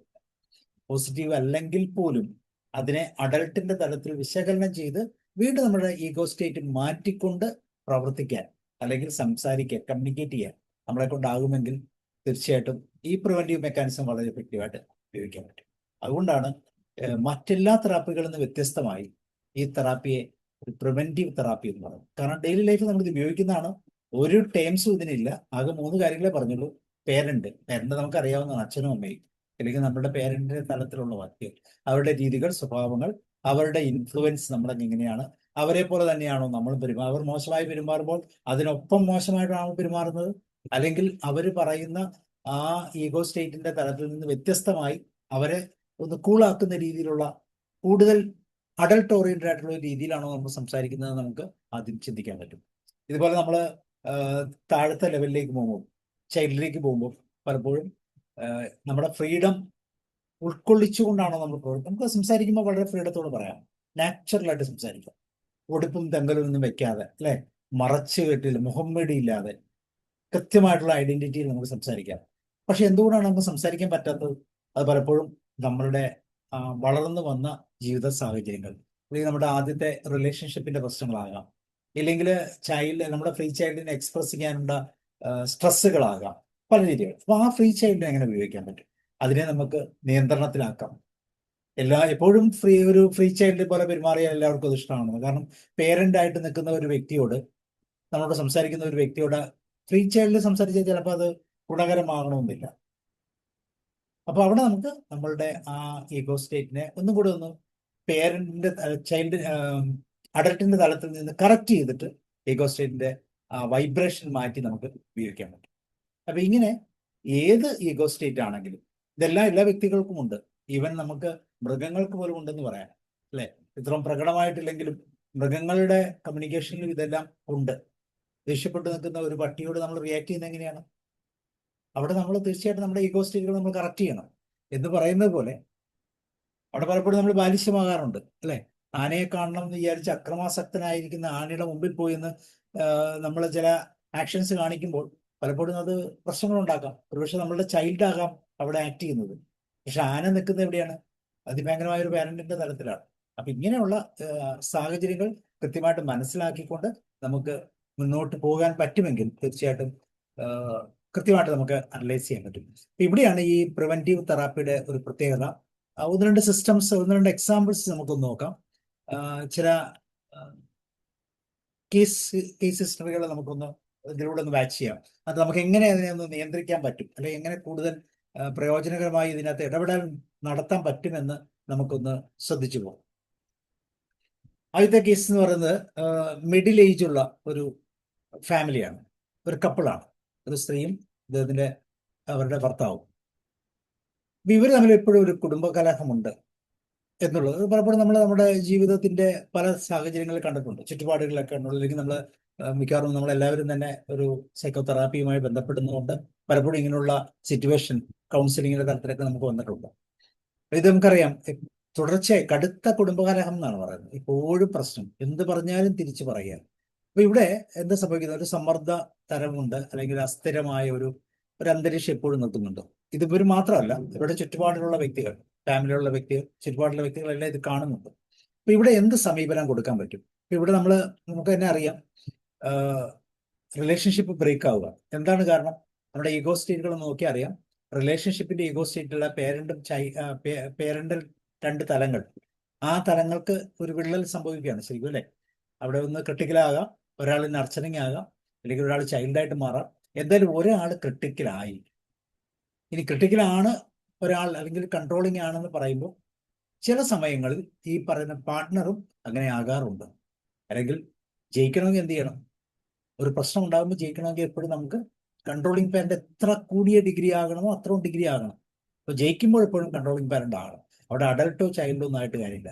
ചൈൽഡ് എന്ന് പറഞ്ഞാൽ ഒരു പ്രശ്നം വരുമ്പോൾ കരഞ്ഞ് ഒക്കെ വേണമെങ്കിൽ നമുക്ക് പരാതിയൊക്കെ പറയാം എന്നുള്ളതല്ലാതെ അതുകൊണ്ട് റിസൾട്ട് കിട്ടണമെങ്കിൽ എപ്പോഴും നമുക്ക് എന്ത് വേണം?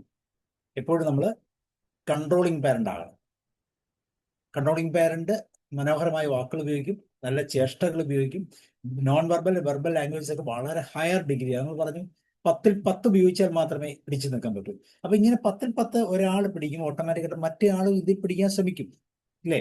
ഇല്ലെങ്കിൽ ഈ 10ൽ നിൽക്കുന്ന എ എന്ന് പറയുന്ന വ്യക്തി അല്ലെങ്കിൽ ഭർത്താവ് എന്ന വ്യക്തിയുടെ ആ സ്ഥിതിയെ താഴെ ആക്കാൻ വേണ്ടി ബി എന്ന് പറയുന്ന സ്ത്രീയും അതിന് പകരം അതിനേക്കാളും ബെറ്റർ ആയിട്ടുള്ള ഒരു പൊസിഷൻ ഉപയോഗിക്കാൻ സാധ്യതയുണ്ട്.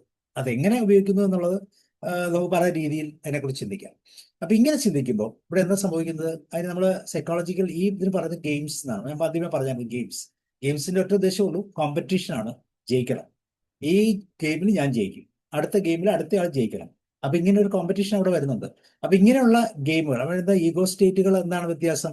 നമ്മൾ പലപ്പോഴും നമുക്കറിയാം, നമ്മളറിയാതെ ക്രിട്ടിക്കൽ പാരന്റിൽ പോകും. ക്രിട്ടിക്കൽ പാരന്റിൽ അല്ലെങ്കിൽ കുട്ടികളുടെ തലത്തിൽ നിൽക്കുവാണെങ്കിൽ അത് റിബലിയസ് എങ്കിലും ആകും, അല്ലെങ്കിൽ അഡാപ്റ്റഡ് ആകും.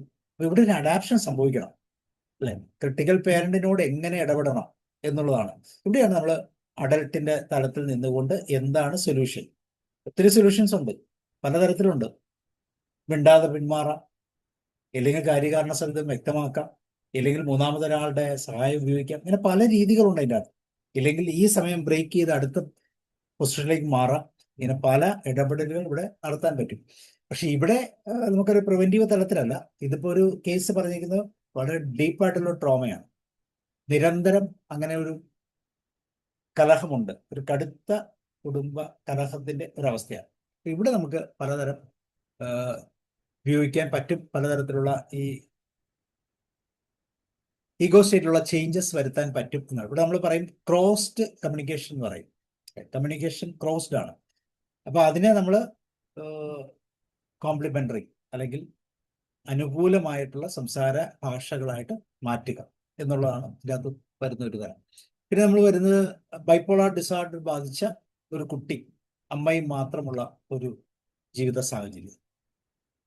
ബൈപ്പോളാർ ഡിസോർഡർ എന്നൊക്കെ പറയുമ്പോൾ നമുക്കറിയാം, ഒട്ടും പ്രതീക്ഷിക്കാതെ അപ്രതീക്ഷിതമായിട്ടുള്ള വൈരുദ്ധ്യതരമായിട്ടുള്ള സംസാരങ്ങളും ചിന്തകളും ആയിരിക്കും, പ്രവർത്തികളും ആയിരിക്കും അവിടെ വരുന്നത്. അപ്പൊ അതിനെ നമുക്ക് എങ്ങനെ മാനേജ് ചെയ്യാൻ പറ്റും? പലപ്പോഴും നമുക്കറിയാം, സ്ക്രിപ്റ്റുകൾ എന്നൊക്കെ പറഞ്ഞ് ഇതിൻ്റെ അകത്തൊത്തിരി കുട്ടിക്കാലത്ത് സംഭവിച്ചിട്ടുള്ള ചില ജീവിത സാഹചര്യങ്ങളുണ്ട്, തലയിലെഴുത്തുകൾ എന്ന് പറയും. അപ്പൊ ഇതിൻ്റെയൊക്കെ സാധ്യതകൾ ഈ പ്രസന്റ് കണ്ടീഷൻ നിലനിൽക്കുന്നു. അപ്പൊ ആ നിലനിൽക്കുന്ന സാഹചര്യങ്ങളെ കൃത്യമായിട്ട് വിലയിരുത്താൻ ഉള്ള കപ്പാസിറ്റി ആർക്കുണ്ടാകണം? ഈ അമ്മയ്ക്കുണ്ടാകണം. കാരണം ഇങ്ങനെ അപ്രതീക്ഷിതവും വൈരുദ്ധ്യപരമായിട്ടുള്ള വാക്കുകൾ ഉപയോഗിക്കുമ്പോൾ, പ്രവർത്തികൾ കാണുമ്പോൾ നമ്മൾ അഡൽട്ടിന്റെ തലത്തിൽ നിയന്ത്രണം പാലിച്ചുകൊണ്ട് അതിനെ മാനേജ് ചെയ്താൽ മാത്രമേ അത് മുന്നോട്ട് കൊണ്ടുപോകാൻ പറ്റത്തുള്ളൂ. അപ്പൊ അവിടെ തീർച്ചയായിട്ടും പക്വമായിട്ടുള്ള തലത്തിലേക്ക് തിരിച്ചറിയാൻ പറ്റും. അതുപോലെ മറ്റൊരു എക്സാമ്പിൾ പറയുന്നത് ഉപേക്ഷിക്കപ്പെടുമെന്നുള്ളൊരു ഭയം, റിജക്ഷൻ ഫീലിംഗ്. പൊതുവെ സ്ത്രീകളുമായിട്ട് കണക്ട് ചെയ്യുമ്പോഴത്തേക്കും ജോൺ പറയുന്നൊരു വ്യക്തിക്ക് ഒരു ക്ലയന്റിനുണ്ടാകുന്ന ഒരു പ്രശ്നമാണ്. എന്താണ് സംഭവിക്കുന്നത് വെച്ചാൽ, വളരെ കുട്ടിക്കാലത്ത് തന്നെ അമ്മയുടെ മരണം കൊണ്ടുണ്ടായിട്ടുള്ള ഒരു റിജക്ഷനാണ്. എന്താണ് ആ ചൈൽഡ് ആ തലത്തിൽ കുട്ടിയായിരിക്കുന്ന സമയത്ത് പേരന്റൽ കെയർ എങ്ങനെ കിട്ടി, അല്ലെങ്കിൽ നമ്മുടെ റിലേഷൻഷിപ്പ് സ്കോർ എങ്ങനെയാണ് ചൈൽഡിന് പെർസീവ് ചെയ്ത് എന്നുള്ള തലത്തിലുണ്ടാകുന്ന ചില പ്രശ്നങ്ങളാണ്. ഇങ്ങനെ പലതരത്തിലുള്ള വിഷയങ്ങളെ കൃത്യമായിട്ട് അനലൈസ് ചെയ്യാൻ ഒക്കെ നമുക്ക് ഈ തെറാപ്പി യൂസ് ചെയ്യാം. പക്ഷെ എപ്പോഴും ശ്രദ്ധിക്കേണ്ട ഒരു പ്രധാനപ്പെട്ട പോയിന്റ്, ഇതൊരു പ്രിവെന്റീവ് മെക്കാനിസമായിട്ട് മനസ്സിലാക്കിയാൽ, അല്ലെങ്കിൽ ഈ പ്രോസസ്സ് എന്താണെന്ന് തിരിച്ചറിഞ്ഞാൽ, അല്ലെങ്കിൽ ഇതിന്റെ അവയർനെസ് എന്താണ്, ഓട്ടോണമി എങ്ങനെ നമുക്ക് സ്വയം പര്യാപ്തതയിലേക്ക് എത്താൻ പറ്റുമെന്ന് തിരിച്ചറിഞ്ഞാൽ മറ്റു തെറാപ്പികളെ പോലെയല്ല, സ്വല്പം കൂടി ഈസി ആയിട്ട് നമുക്ക് റിസൾട്ട് ഉണ്ടാക്കിയെടുക്കാൻ പറ്റും എന്നുള്ളതാണ് ഈ തെറാപ്പിയുടെ പ്രത്യേകത. അപ്പോൾ അതുകൊണ്ട് ട്രാൻസാക്ഷൻ അനാലിസിസ് എന്ന് പറയുന്ന ഏറ്റവും സിംപ്ലസ്റ്റ് ആയിട്ടുള്ള സാധാരണക്കാരന്റെ ഒരു മനഃശാസ്ത്ര തലത്തെ നമ്മൾ തിരിച്ചറിഞ്ഞാൽ വളരെ കൃത്യമായിട്ട് നമ്മുടെ കുടുംബ ബന്ധങ്ങളിലും അതുപോലെ നമ്മുടെ സാമൂഹിക ബന്ധങ്ങളിലും വ്യക്തിപരമായ ബന്ധങ്ങളിലും ഒക്കെ ഒരു മുൻകരുതലോ എടുത്തുകൊണ്ട് കമ്മ്യൂണിക്കേറ്റ് ചെയ്യാൻ പറ്റും എന്നുള്ളതാണ് ഈ തെറാപ്പിയുടെ പ്രത്യേകത. അപ്പോൾ ഈ തെറാപ്പിയെ കൂടുതൽ അറിഞ്ഞിരിക്കേണ്ടത് തീർച്ചയായിട്ടും നമ്മുടെ ലൈഫിൽ വളരെ പ്രയോജനകരമായ അവസ്ഥയാണ്. സോ ഇതിനെക്കുറിച്ച് എന്തെങ്കിലുമൊക്കെ സംശയങ്ങളുണ്ടെങ്കിൽ ചോദിക്കാം.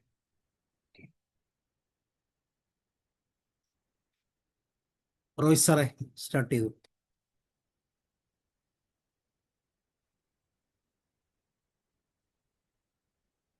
അത് ഈ പറഞ്ഞത് ട്രാൻസാക്ഷണൽ അനലൈസിംഗ് എന്ന് പറയുന്നത് തത്വം കൊണ്ടും പ്രിൻസിപ്പിൾ കൊണ്ടും ഒക്കെ വെറുതെ ഉണ്ടാക്കി വെച്ചിരിക്കുന്ന ഒരു സിദ്ധാന്തമാണ് എന്ന് എല്ലാവർക്കും അറിയാമെങ്കിലും അത് പ്രായോഗിക ജീവിതത്തിൽ എങ്ങനെയാണ് അത് നടപ്പിലാകുന്നതെന്ന് സാർ വളരെ ഭംഗിയായി പറഞ്ഞു. കാരണം ഈ സിദ്ധാന്തങ്ങളൊക്കെ ഇങ്ങനെ കേൾക്കുമ്പോഴത്തേക്ക് അത് വലിയ സംഭവമാണ്. പക്ഷേ അത് പ്രായോഗിക ജീവിതത്തിലേക്ക് ഇംപ്ലിമെന്റ് ചെയ്യുന്ന കാര്യങ്ങൾ വരുമ്പോഴാണ് ആൾക്കാർക്ക് വിഷമം തോന്നുന്നത്. പക്ഷെ ഇത് സാറ് വളരെ ഭംഗിയായി അത് പറഞ്ഞു. കാരണം ഈ അഡൽട്ട് അതുപോലെ പേരന്റ് അഡൽട്ട് ചൈൽഡ് എന്ന് പറയുന്ന ഈ ഈഗോ സ്റ്റേറ്റുകളുടെ കാര്യമൊക്കെ പറഞ്ഞാൽ എങ്ങനെയാണ് അതൊരു പ്രിവെന്റീവ് തെറാപ്പി ആയിട്ട് കൈകാര്യം ചെയ്യുന്നത് എന്നത് വളരെ ഭംഗിയായി പറഞ്ഞു. അതായത് അടത്തിൽ നിന്നുകൊണ്ട് നമ്മളെ മറ്റ് കമ്മ്യൂണിക്കേഷന്റെ ഭാഗമായി ഒക്കെ ഈ മറ്റാളുടെ ബിഹേവിയർ അഡൽട്ട് സ്റ്റേജിൽ ചൈൽഡ് സ്റ്റേജിലാണോ പേരന്റ് സ്റ്റേജിലാണോ എന്ന് തിരിച്ചറിഞ്ഞുകൊണ്ട് നമ്മൾ ബിഹേവ് ചെയ്യണം. അത് ഇപ്പൊ പറഞ്ഞത് വളരെ ഭംഗിയായി അതെനിക്ക് ഉൾക്കൊള്ളാൻ പറ്റി. ഇത് കൗൺസിലിംഗിൽ സാധാരണയായി പ്രയോഗിക്കുന്ന ഒരു ഭാഗമാണ് ഈ പറയുന്നത്. അത് എന്തുമാത്രം നമുക്ക് സക്സസ്ഫുൾ ആയിട്ട് കൈകാര്യം ചെയ്യാൻ പറ്റുമോ അവിടെയാണ് അതിൻ്റെ വിജയം വരുന്നത്. അപ്പോൾ തിങ്കിങ്, അതുപോലെ തന്നെ ഫീലിംഗ്, അതുപോലെ തന്നെ ബിഹേവിയർ, ഇത് തന്നെ കണക്ട് ചെയ്താണ് കാര്യങ്ങൾ പോകുന്നത് എന്ന് എല്ലാം മനസ്സിലാക്കിയെടുക്കുന്നതിൽ ഇത് വളരെ ഉപകരിച്ചു. അത് തന്നെയല്ല, അതിൽ തുടർന്ന് വരുന്ന ഗെയിമിന്റെ കാര്യങ്ങൾ പറഞ്ഞു. ഇത്രമാത്രം അത് പ്രായോഗിക തലത്തിലേക്ക് കൊണ്ടുവന്ന് വന്നതിന് വളരെയധികം സന്തോഷം തോന്നി. തന്നെയല്ല, ഇത് ഈ തത്വങ്ങളെല്ലാവരും ഒക്കെ പറഞ്ഞു കേൾക്കുള്ളൂ, പക്ഷെ അത് പ്രായോഗിക ജീവിതത്തിലേക്ക് കൊണ്ടുവരുമ്പോഴുള്ളതായ ഒരു സുഖം അത് ഇപ്പോൾ സാറിനിൽ നിന്നും എല്ലാവർക്കും എനിക്കത് വളരെയധികം ഇഷ്ടപ്പെടുന്നു. Thank you sir. Thank you. Okay, thank you sir. Okay, വേറെ ആർക്കെങ്കിലും കേട്ടവർക്ക് ആർക്കെങ്കിലും ഒന്ന് കമന്റ് പറയാം. നമ്മളെ ഈ പ്ലാറ്റ്ഫോമിൽ ഏറ്റവും കൂടുതൽ എടുത്തിട്ടുള്ള ഒരു വിഷയം തന്നെയാണിത്. ഏകദേശം 60ഓളം ക്ലാസ്സുകൾ നമ്മൾ ടിയുടെ തന്നെ ഞാൻ മാത്രമല്ല പലരും എടുത്തിട്ടുണ്ട്. അത്രമാത്രം ജനകീയമായ ഒരു തെറാപ്പി എന്ന് പറയാം. അപ്പം അതിനെ ഞാൻ പ്രിവെന്റീവിന്റെ തലത്തിലേക്ക് ഉപയോഗിച്ചു എന്ന് മാത്രമേ ഉള്ളൂ. കാരണം ഇത് പഠിക്കാൻ ബുദ്ധിമുട്ടില്ല, കാരണം ഡെയിലി ലൈഫിൽ നടക്കുന്ന കാര്യമാണ്. ഇതാണെന്നൊന്ന് മനസ്സിലാക്കിയാൽ മാത്രം, ഇങ്ങനെ ഒരു സാഹചര്യമുണ്ട്, ഇതുകൊണ്ടാണ് ഇത് സംഭവിച്ചതെന്ന് നമ്മളെ മനസ്സിൽ ഒന്ന് തിരിച്ചറിഞ്ഞാൽ മാത്രം.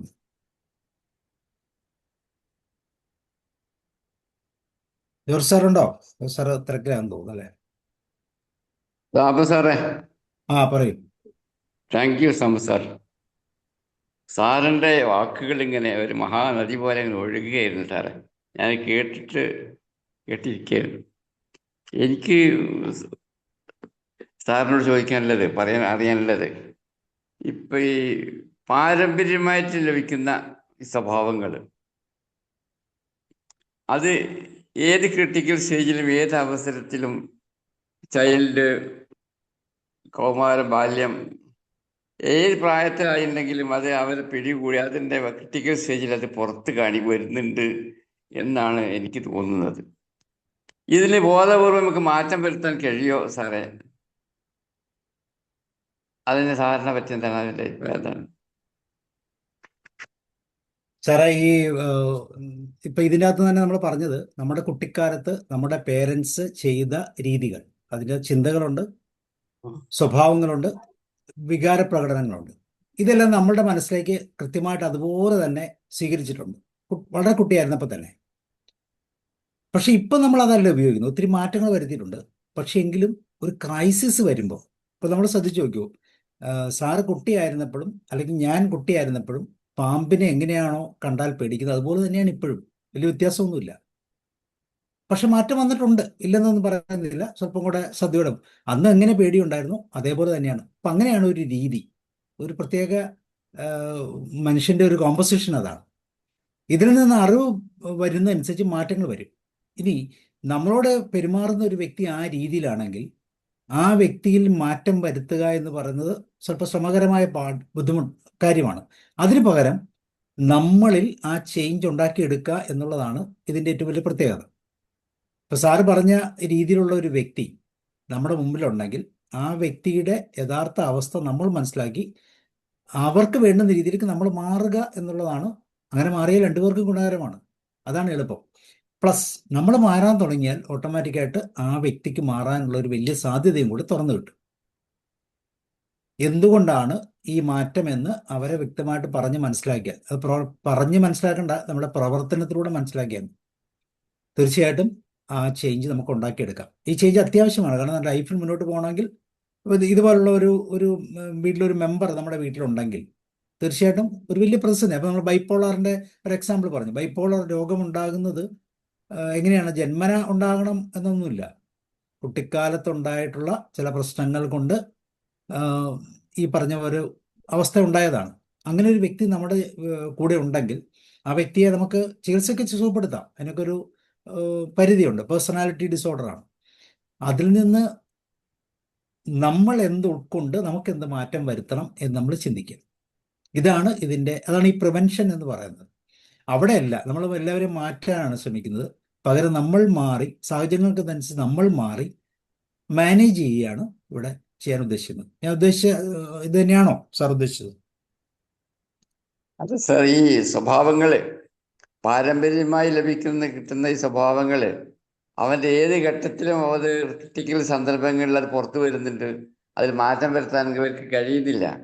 അത് സാറ് മുമ്പ് പറഞ്ഞത് മനസ്സിലാകുന്നത്, നമുക്ക് അവരെ നിയന്ത്രിച്ച് മാനേജ് ചെയ്ത് കൊണ്ട് മുന്നോട്ട് കൊണ്ടുപോവുക, അത് രണ്ടുപേർക്കും ഗുണം ചെയ്യും എന്നുള്ള രീതിയിലാണ് ഇപ്പൊ സാറിന്റെ വിശദീകരണത്തിൽ എനിക്ക് മനസ്സിലാകുന്നത്.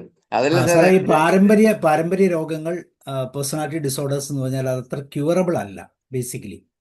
അതിന്റെ കാരണം വളരെ കുട്ടിക്കാലം മുതലേ ഒരുപക്ഷെ ഉണ്ടായതാകാം, ഇല്ലെങ്കിൽ ജനറ്റിക്കലാകാം. അപ്പോൾ ഇത് മാറുക എന്ന് പറഞ്ഞാൽ അത്ര എളുപ്പമുള്ളൊരു കാര്യമല്ല. പിന്നെ നമുക്ക് എങ്ങനെ അവരെ മാറ്റിയെടുക്കാൻ പറ്റും? പിന്നെ മാറ്റാവുന്ന ഒരു തലം നമ്മളാണ്. കാരണം നമുക്ക് ഈ പ്രശ്നങ്ങളൊന്നുമില്ല. നമുക്ക് കൃത്യമായിട്ട് അറിയാം ഈ പറയുന്ന വ്യക്തിക്ക് ഇങ്ങനെയുള്ള പ്രശ്നങ്ങളുണ്ടെന്ന്. പക്ഷെ തീർച്ചയായും സങ്കീർണമായ ഒരു തലം തന്നെയാണ്. കാരണം നമ്മൾ എത്രമാത്രം ക്ഷമിച്ചാൽ, അല്ലെങ്കിൽ എത്രമാത്രം സഹിച്ചാൽ, എത്രമാത്രം കെയർ ചെയ്താൽ ആ പാർട്ടിയെ നമുക്ക് ഉൾക്കൊള്ളാം എന്നുള്ള ഒരു ചോദ്യം ഇതിൻ്റെ അകത്തുണ്ട്. കാരണം അത് ക്യൂറബിൾ അല്ലെങ്കിൽ പിന്നെ എന്താണ് മാർഗം? അപ്പോൾ നമ്മൾ ബാലൻസ് ചെയ്യുക, നമ്മൾ മാനേജ് ചെയ്യുക എന്നുള്ളത്. മാനേജ് ചെയ്യണമെങ്കിൽ നമ്മൾ മാറണം. നമ്മൾ മാറാനാണ് ഈ ഒരു പ്രോസസ്സ്. നമുക്ക് അവിടെയാണ് നമ്മൾ ഈ പ്രിവെൻറ്റീവ് തെറാപ്പി എന്ന് പറയുന്നത്. നമുക്ക് കോൺഫ്ലിക്റ്റുകളായിരിക്കും എപ്പോഴും ഉണ്ടാകുന്നത്, അല്ലേ? 9 തരം പേഴ്സണാലിറ്റി ഡിസോർഡേഴ്സ് ഉണ്ട്. ആ പേഴ്സണാലിറ്റി ഡിസോർഡേഴ്സ് എത്ര ഈസിയാണ് മാറുന്നത്? ഒന്നും മാറുന്നില്ല റോയ്സറെ. പേഴ്സണാലിറ്റി ഡിസോർഡർ ഒന്നും അതുപോലെ NLPയും സൈക്കോതെറാപ്പിയും ഒക്കെ കൂടുതൽ കട്ടിയുള്ളത് മാറ്റാൻ പറ്റുന്നതല്ലേ? ഇതിലൂടെ മാറ്റാമല്ലോ. ഇത് സാധാരണ രീതിയിലുള്ള ഒരു ഭാഗമാണല്ലോ ഇതിനകത്തോളം നമുക്ക് പറയാൻ പറ്റുന്നത്. വളരെ ഹെവിയായിട്ട് വന്നാലും മാറാൻ ബുദ്ധിമുട്ടായി വരുന്ന കാര്യങ്ങൾ ഈ പറയുന്ന കാര്യങ്ങളിലൂടെ മാറ്റിയെടുക്കാൻ പറ്റുന്നുണ്ട്. പക്ഷെ ആ പ്രോസസ്സ് നമ്മൾ തീർച്ചയായിട്ടും ചെയ്യണം. ആ പ്രോസസ്സ് നമ്മൾ ചെയ്യണം. അതിനു വേണ്ടിയുള്ള ഇന്റർവെൻഷൻ. ഇപ്പം നമ്മൾ പറയാം, ഹിപ്നോതെറാപ്പി വളരെ പ്രയോജനകരമായിട്ട് ഉപയോഗിക്കാൻ പറ്റുന്ന ഒരു തെറാപ്പിയാണ്. പക്ഷെ ക്ലൈന്റ് അത് അംഗീകരിക്കുന്നില്ലെങ്കിൽ ഒരിക്കലും അത് ചെയ്യാൻ പറ്റത്തില്ല, ഇല്ലേ? ഏറ്റവും നല്ല തെറാപ്പിയാണ്, വളരെ ഫാസ്റ്റായിട്ട് ക്യൂർ ചെയ്യുന്ന ഒരു തെറാപ്പിയാണ് ഹിപ്നോതെറാപ്പി. പക്ഷെ ക്ലൈന്റ് പൂർണ്ണമായിട്ട് അത് അംഗീകരിക്കണം. നമ്മളെ അംഗീകരിക്കണം, ആ തെറാപ്പിയെ അംഗീകരിക്കണം. എന്നുവെച്ചാൽ സബ് കോൺഷ്യസ് മൈൻഡിലേക്ക് പോകുന്ന നമ്മൾ പൊതുവെ നോക്കൂ, നമ്മൾ സൈക്കോളജി പഠിച്ചവരാരെയും ഹിപ്നോട്ടൈസ് ചെയ്യാൻ പറ്റത്തില്ല പൊതുവെ. അത്ര എളുപ്പമല്ല. കാരണം നമ്മളുടെ മനസ്സ് അതിൻ്റെ അപ്പുറത്ത് പറക്കും.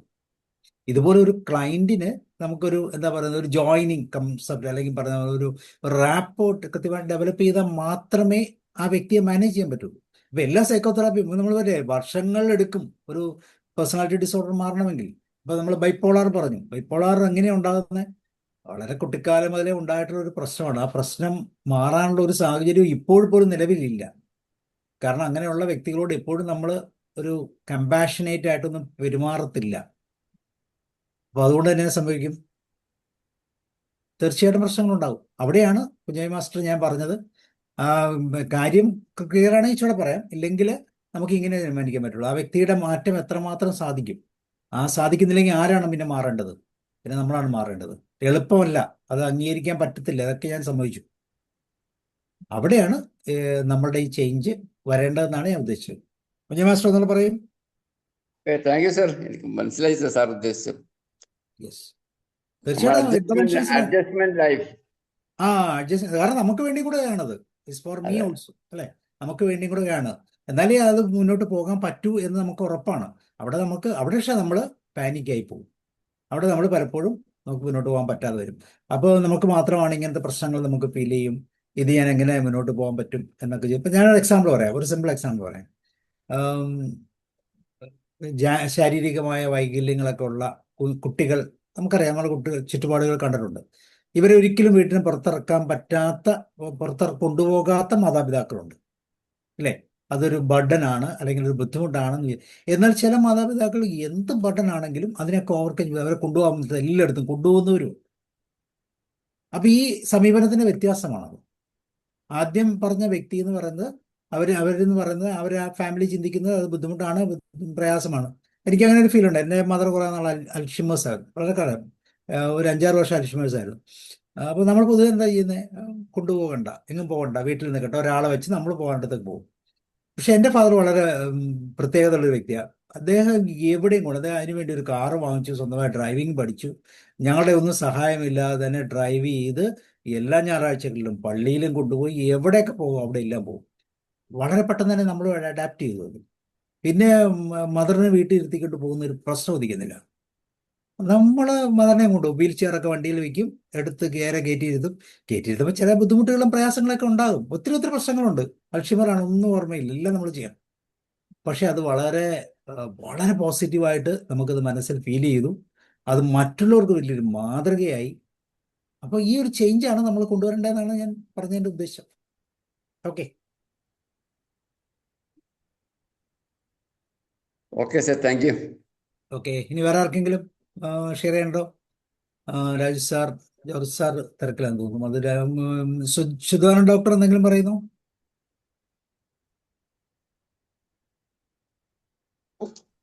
ഹലോ സർ, പറയും. കേൾക്കുന്നുണ്ടോ? കേൾക്കാം. This is my voice from Bangalore. ഞാൻ ഇത് വളരെ ഗഹനമായൊരു വിഷയമായിരുന്നു. വളരെ ഗഹനമായൊരു വിഷയം എന്ന് പറഞ്ഞാൽ ഒരു ഡ്രൈ സബ്ജക്റ്റ് ആയിരുന്നു ഇത്. അപ്പൊ ഞാനത് സാർ ഇത് ഇങ്ങനെ എതൾ വിടർത്തി എടുക്കുന്നത് ഞാനിങ്ങനെ ശ്രദ്ധിച്ച് നോക്കുമായിരുന്നു. കാരണം ഈ ഒരു ഡ്രൈ സബ്ജക്റ്റിനെ നമുക്ക് രുചികരമാക്കാവുന്ന രീതിയിൽ സാർ സിംപ്ലിഫൈ ചെയ്തു. എന്ന് പറഞ്ഞാൽ ഈ തവിട് കളയാത്ത അരി ആണ് ഞാനിപ്പോൾ കഞ്ഞിക്കും ചോറിലും ഒക്കെ ഉപയോഗിക്കുന്നത്. കാരണം അത് ഫൈബർ കൂടുതൽ അത് ഉള്ളിൽ ചെല്ലാൻ വേണ്ടിയിട്ടാണ്. അതിന് ഒരു ടേസ്റ്റും ഉണ്ടാവില്ല. പക്ഷെ അതിൻ്റെ കഞ്ഞിയിൽ ടേസ്റ്റ് വരുത്താൻ വേണ്ടി എൻ്റെ ഭാര്യ നാളികേരത്തിൻ്റെ ധാരാളം ചെറിയ നാളികേരവും അതേപോലെ തന്നെ അതിനകത്ത് പയറ് വേവിച്ചതും ഒക്കെ കൂടി ഇങ്ങനെ മിക്സ് ചെയ്തിട്ടൊക്കെ തരുന്നത് പോലെ സാർ ഇതിനെ വളരെ രുചികരമാക്കി എന്ന് പറഞ്ഞാൽ സാർ അത് ഈ നമ്മുടെ മനോനിലകളിൽ നമ്മൾക്ക് സിറ്റുവേഷൻസ് കൈകാര്യം ചെയ്യാൻ വേണ്ടി സഹായിക്കുന്ന ഒരു മെത്തേഡാണ്. അപ്പം ഞാനത് എൻ്റെ ജീവിതത്തിലെ സന്ദർഭങ്ങളുമായിട്ടാണ് കണക്ട് ചെയ്തത്. ഈ വളരെ ക്രാക്ക് ചെയ്യാൻ പ്രയാസമുള്ള വ്യക്തികളായിട്ട് ഇടപെടുമ്പോഴും ഒക്കെ ഈ പറഞ്ഞ പോലെ നമ്മൾ അവരെ മാറ്റാൻ ശ്രമിക്കുന്നതിനേക്കാൾ ഏറെ നമ്മളങ്ങോട്ട് മാറിയിട്ട്, കാരണം നമുക്കറിയാം അവരങ്ങനെയാണ് എന്നറിയാം. അത് പോലെ വലിയൊരു ഇൻസൈറ്റ് തരുന്ന ഒരു ഇതായിരുന്നു അത് എനിക്ക് അത് ഗംഭീരമായിട്ട് വലിയ സയന്റിസ്റ്റുകളുമായിട്ട് നമ്മൾ സംസാരിക്കുമ്പോൾ ഒരു പ്രത്യേകത എനിക്ക് ഫീൽ ചെയ്തിട്ടുണ്ട് സാർ. ഇപ്പൊ ശ്രീധരൻ സാറ്, അതേപോലെ തന്നെ നമ്മുടെ APJ അബ്ദുൽ കലാമുമായിട്ടൊക്കെ എനിക്ക് സംസാരിക്കാൻ ഭാഗ്യമുണ്ടായി. ഈ 22 മിനിറ്റ് അദ്ദേഹമായിട്ടൊക്കെ സംസാരിക്കാൻ പറ്റുമ്പോഴൊക്കെ അവരങ്ങ് സിമ്പിളാണ്, വളരെ സിംപ്ലിഫൈ ചെയ്തിട്ട് അവർ നമ്മൾ 8ാം ക്ലാസ്സിൽ പഠിച്ച ആ സയൻസ് പോലെ രസകരമാക്കി വലിയ പ്രമാദമായ കാര്യങ്ങളെ അവർ എക്സ്പ്ലെയിൻ ചെയ്ത് നമ്മളെ കേൾപ്പിക്കും. അതേപോലെ എനിക്കിത് ഈ ക്ലാസ് ഭയങ്കരമായ ഒരു ട്രാൻസാക്ഷണൽ അനാലിസിസിന്റെ കുറേ നമ്മുടെ പ്ലാറ്റ്ഫോമിൽ വന്നിട്ടുണ്ട്. കുറേ അധികം പ്ലാറ്റ്ഫോമിൽ വന്നിട്ടുണ്ട്. ചിലത് വെറും തിയറി ആയിരുന്നു, ചിലത് വെറും ഈ റിപ്പറ്റീഷൻ ആയിരുന്നു. റിഗ്ബാന്റെ ആ തിയറികളൊക്കെ ഇങ്ങനെ റിപ്പീറ്റ് ചെയ്ത് പോലൊക്കെ ആയിരുന്നു. പക്ഷെ ഇത് ജീവിതവുമായിട്ട് ബന്ധപ്പെടുത്തി, സിറ്റുവേഷൻസുമായിട്ട് ബന്ധപ്പെടുത്തിയിട്ടും വളരെ മനോഹരമായിട്ട് ഞാനത് ആസ്വദിച്ചു. കാരണം ഈ ക്രാക്ക് ചെയ്യാൻ പ്രയാസമുള്ള ചില കാര്യങ്ങളില്ലേ, നമ്മൾ ഫിസിക്സിലും മാത്സിലും ഒക്കെ നമ്മൾ നേരിടുന്ന ചില കാരണം ഞാൻ ഈ സൈക്കോളജി ഒന്നും പഠിച്ചിട്ടില്ല. അതുകൊണ്ട് എന്നെപ്പോലെ ഒരു എന്താ പറയുക ഋഷ്യശൃംഖന് ഇത് മനസ്സിലാക്കിയെടുക്കാൻ ഇത്തിരി ബുദ്ധിമുട്ടുള്ള ഒരു വിഷയമായിട്ട് ഞാനിങ്ങനെ I was keeping it's aside. അപ്പോൾ അങ്ങനെയുള്ള ഒരു കാര്യത്തിൽ എനിക്ക് വളരെ ഗംഭീരമായിട്ട് ഇത് മനസ്സിലാക്കാനും അത് ഉചിതമായിട്ട് തോന്നി. ഞാനത് വളരെ രസിച്ച് കേൾക്കുകയായിരുന്നു ഇത്. അപ്പോൾ അത് സിറ്റുവേഷൻസ് കണക്ട് ചെയ്തുകൊണ്ട് സാറ് പറഞ്ഞതും അവസാനം ഈ സംശയങ്ങൾ ചോദിച്ചപ്പോൾ സാർ അത് കുറേ കൂടെ വിശദാക്കി എന്ന് പറയാം. Anyway I enjoyed it sir. Thank you. ഈ സംശയം ചോദിച്ചാലേ അത് കറക്റ്റ് ആവുള്ളൂ. അത് തന്നെയല്ല ഈ അതെ അതെ അതെ സബ്ജക്റ്റിന്റെ പ്രത്യേകത. അത് എന്റെ അതെ കൊണ്ടൊന്നല്ല, സബ്ജക്റ്റ് അത്ര രസകരമാണ്. എങ്ങനെ അതെ വേണമെങ്കിലും ഇതിനെ മനോഹരമായിട്ട് പ്രസന്റ് ചെയ്യാം. കാരണം നമ്മുടെ ഡെയിലി ലൈഫിൽ നടക്കുന്ന കാര്യങ്ങളാണ്. അതെ വലിയ അതെ തിയറിയുടെ പിൻബലമൊന്നുമില്ല. ഡെയിലി നമ്മുടെ ലൈഫിൽ നടക്കുന്ന കാര്യങ്ങൾ മാത്രമേ ഉള്ളൂ ഇതിനകത്ത്. അതെ തീർച്ചയായിട്ടും അങ്ങനെ തന്നെ തീർച്ചയായിട്ടും. ഇത് പഠിച്ചു കഴിഞ്ഞാൽ നമ്മൾ ഒത്തിരി പേര് ഒബ്സർവ് ചെയ്യാൻ തുടങ്ങും. അയ്യോ, ആ. ആ പുള്ളി പോകുന്ന കണ്ടോ, ഒരു CP പോകുന്ന കണ്ടോ, തനി ചൈൽഡ് ആയല്ലേ എന്നൊക്കെ നമ്മൾ പറയും. യെസ് യെസ് യെസ് ഈ സത്യമാണത്. അബ്രിവേഷൻസ് എല്ലാം നമുക്ക് ഉപയോഗിക്കാം. CP, NP. നമ്മളുടെ ബോസിനെയൊക്കെ നമ്മൾ പ്രാവശ്യം ചുറ്റിച്ചിട്ടുണ്ട് ഈ വാക്ക് വെച്ച്. കാരണം വളരെ എളുപ്പമാണ്. കാരണം ഇവർക്കിത് മനസ്സിലാകത്തുമില്ല. നമുക്കിതിനെ കൃത്യമായിട്ട് അറിയാം. ഇവർ മൂവ് അതെ ചെയ്യുന്ന അതെ അതെ അതെ. ഓ അത് എന്തൊരു CP-യാ. ഈ നമ്മളെ വലിയ ഒരു നിരീക്ഷകനാക്കി മാറ്റും ഈ അറിവുകൾ. അതെ അതെ. നമ്മളെ വലിയൊരു നിരീക്ഷകനായിട്ട് മാറ്റും. അതൊരു അവിടെയാണ് ഈ പ്രിവെൻഷന്റെ പ്രത്യേകത. അത് ഉള്ളിൽ നമ്മളത് എനിക്ക് തോന്നുന്നു അത് ഇങ്ങനെ ഈ അടച്ചു വെക്കുന്നത് അല്ല, നമ്മൾ ആൾവേസ് ഇതിനെ ഇങ്ങനെ തുറന്നിട്ടതുപോലെ അത് ഈ ഫയൽ ഓപ്പൺ ചെയ്ത് വെക്കുന്നത് പോലെ നമ്മളെ ഈ ലെസൺസ് സഹായിക്കും. അത് വലിയ ഈ വ്യക്തികളെയും സിറ്റുവേഷൻസിനെയും കൈകാര്യം ചെയ്യാനാ ഇത്. ഈ തെറാപ്പിക്കോ അല്ലെങ്കിൽ അതേപോലെയുള്ള ട്രീറ്റ്മെന്റിനോ അല്ലെങ്കിൽ ഗൈഡൻസ് കൊടുക്കാനോ അല്ല, നമുക്ക് ദൈനംദിന ജീവിതത്തിൽ നമ്മളെ വളരെ വളരെ ഹെൽപ്പ് ചെയ്യുന്ന ഒരു ലെസൺ ആയിട്ടാണ് എനിക്ക് തോന്നിയത്. എൻജോയ്ഡ്. സാർ, നമ്മൾ ഈ തെറാപ്പി എടുക്കും. ഇപ്പം TA ബേസ്ഡ് ആയിട്ട് തെറാപ്പി എടുത്തു കഴിഞ്ഞാൽ ആളുകൾ വരത്തില്ല. കാരണം ഒന്നും രണ്ടും പ്രാവശ്യം വരുമ്പോൾ, അവർ മൂന്നാമത്തെ പ്രാവശ്യം വരുമ്പോൾ നമ്മൾ ഈ സെയിം പ്രിൻസിപ്പിൾ പറയും, നിങ്ങൾ ഈ ചെയ്തത് ഇതാണെന്ന് പറയും. അപ്പൊ ഇവർക്ക് തന്നെ ഒരു നാണമാവും. അപ്പൊ ഇവര് വലിയ പ്രശ്നം. അതേസമയം ഈ NLP, CBT എന്നൊക്കെ പറഞ്ഞ ആൾക്കാർ വരും, അവർക്കൊന്നും മനസ്സിലാകത്തൊന്നുമില്ല എന്നാ സംഭവിക്കുന്നത് അറിയില്ല. ഇത് വളരെ സിമ്പിൾ ആണ്. Yes yes yes yes. Okay sir. Okay. George sir എത്തിയോ?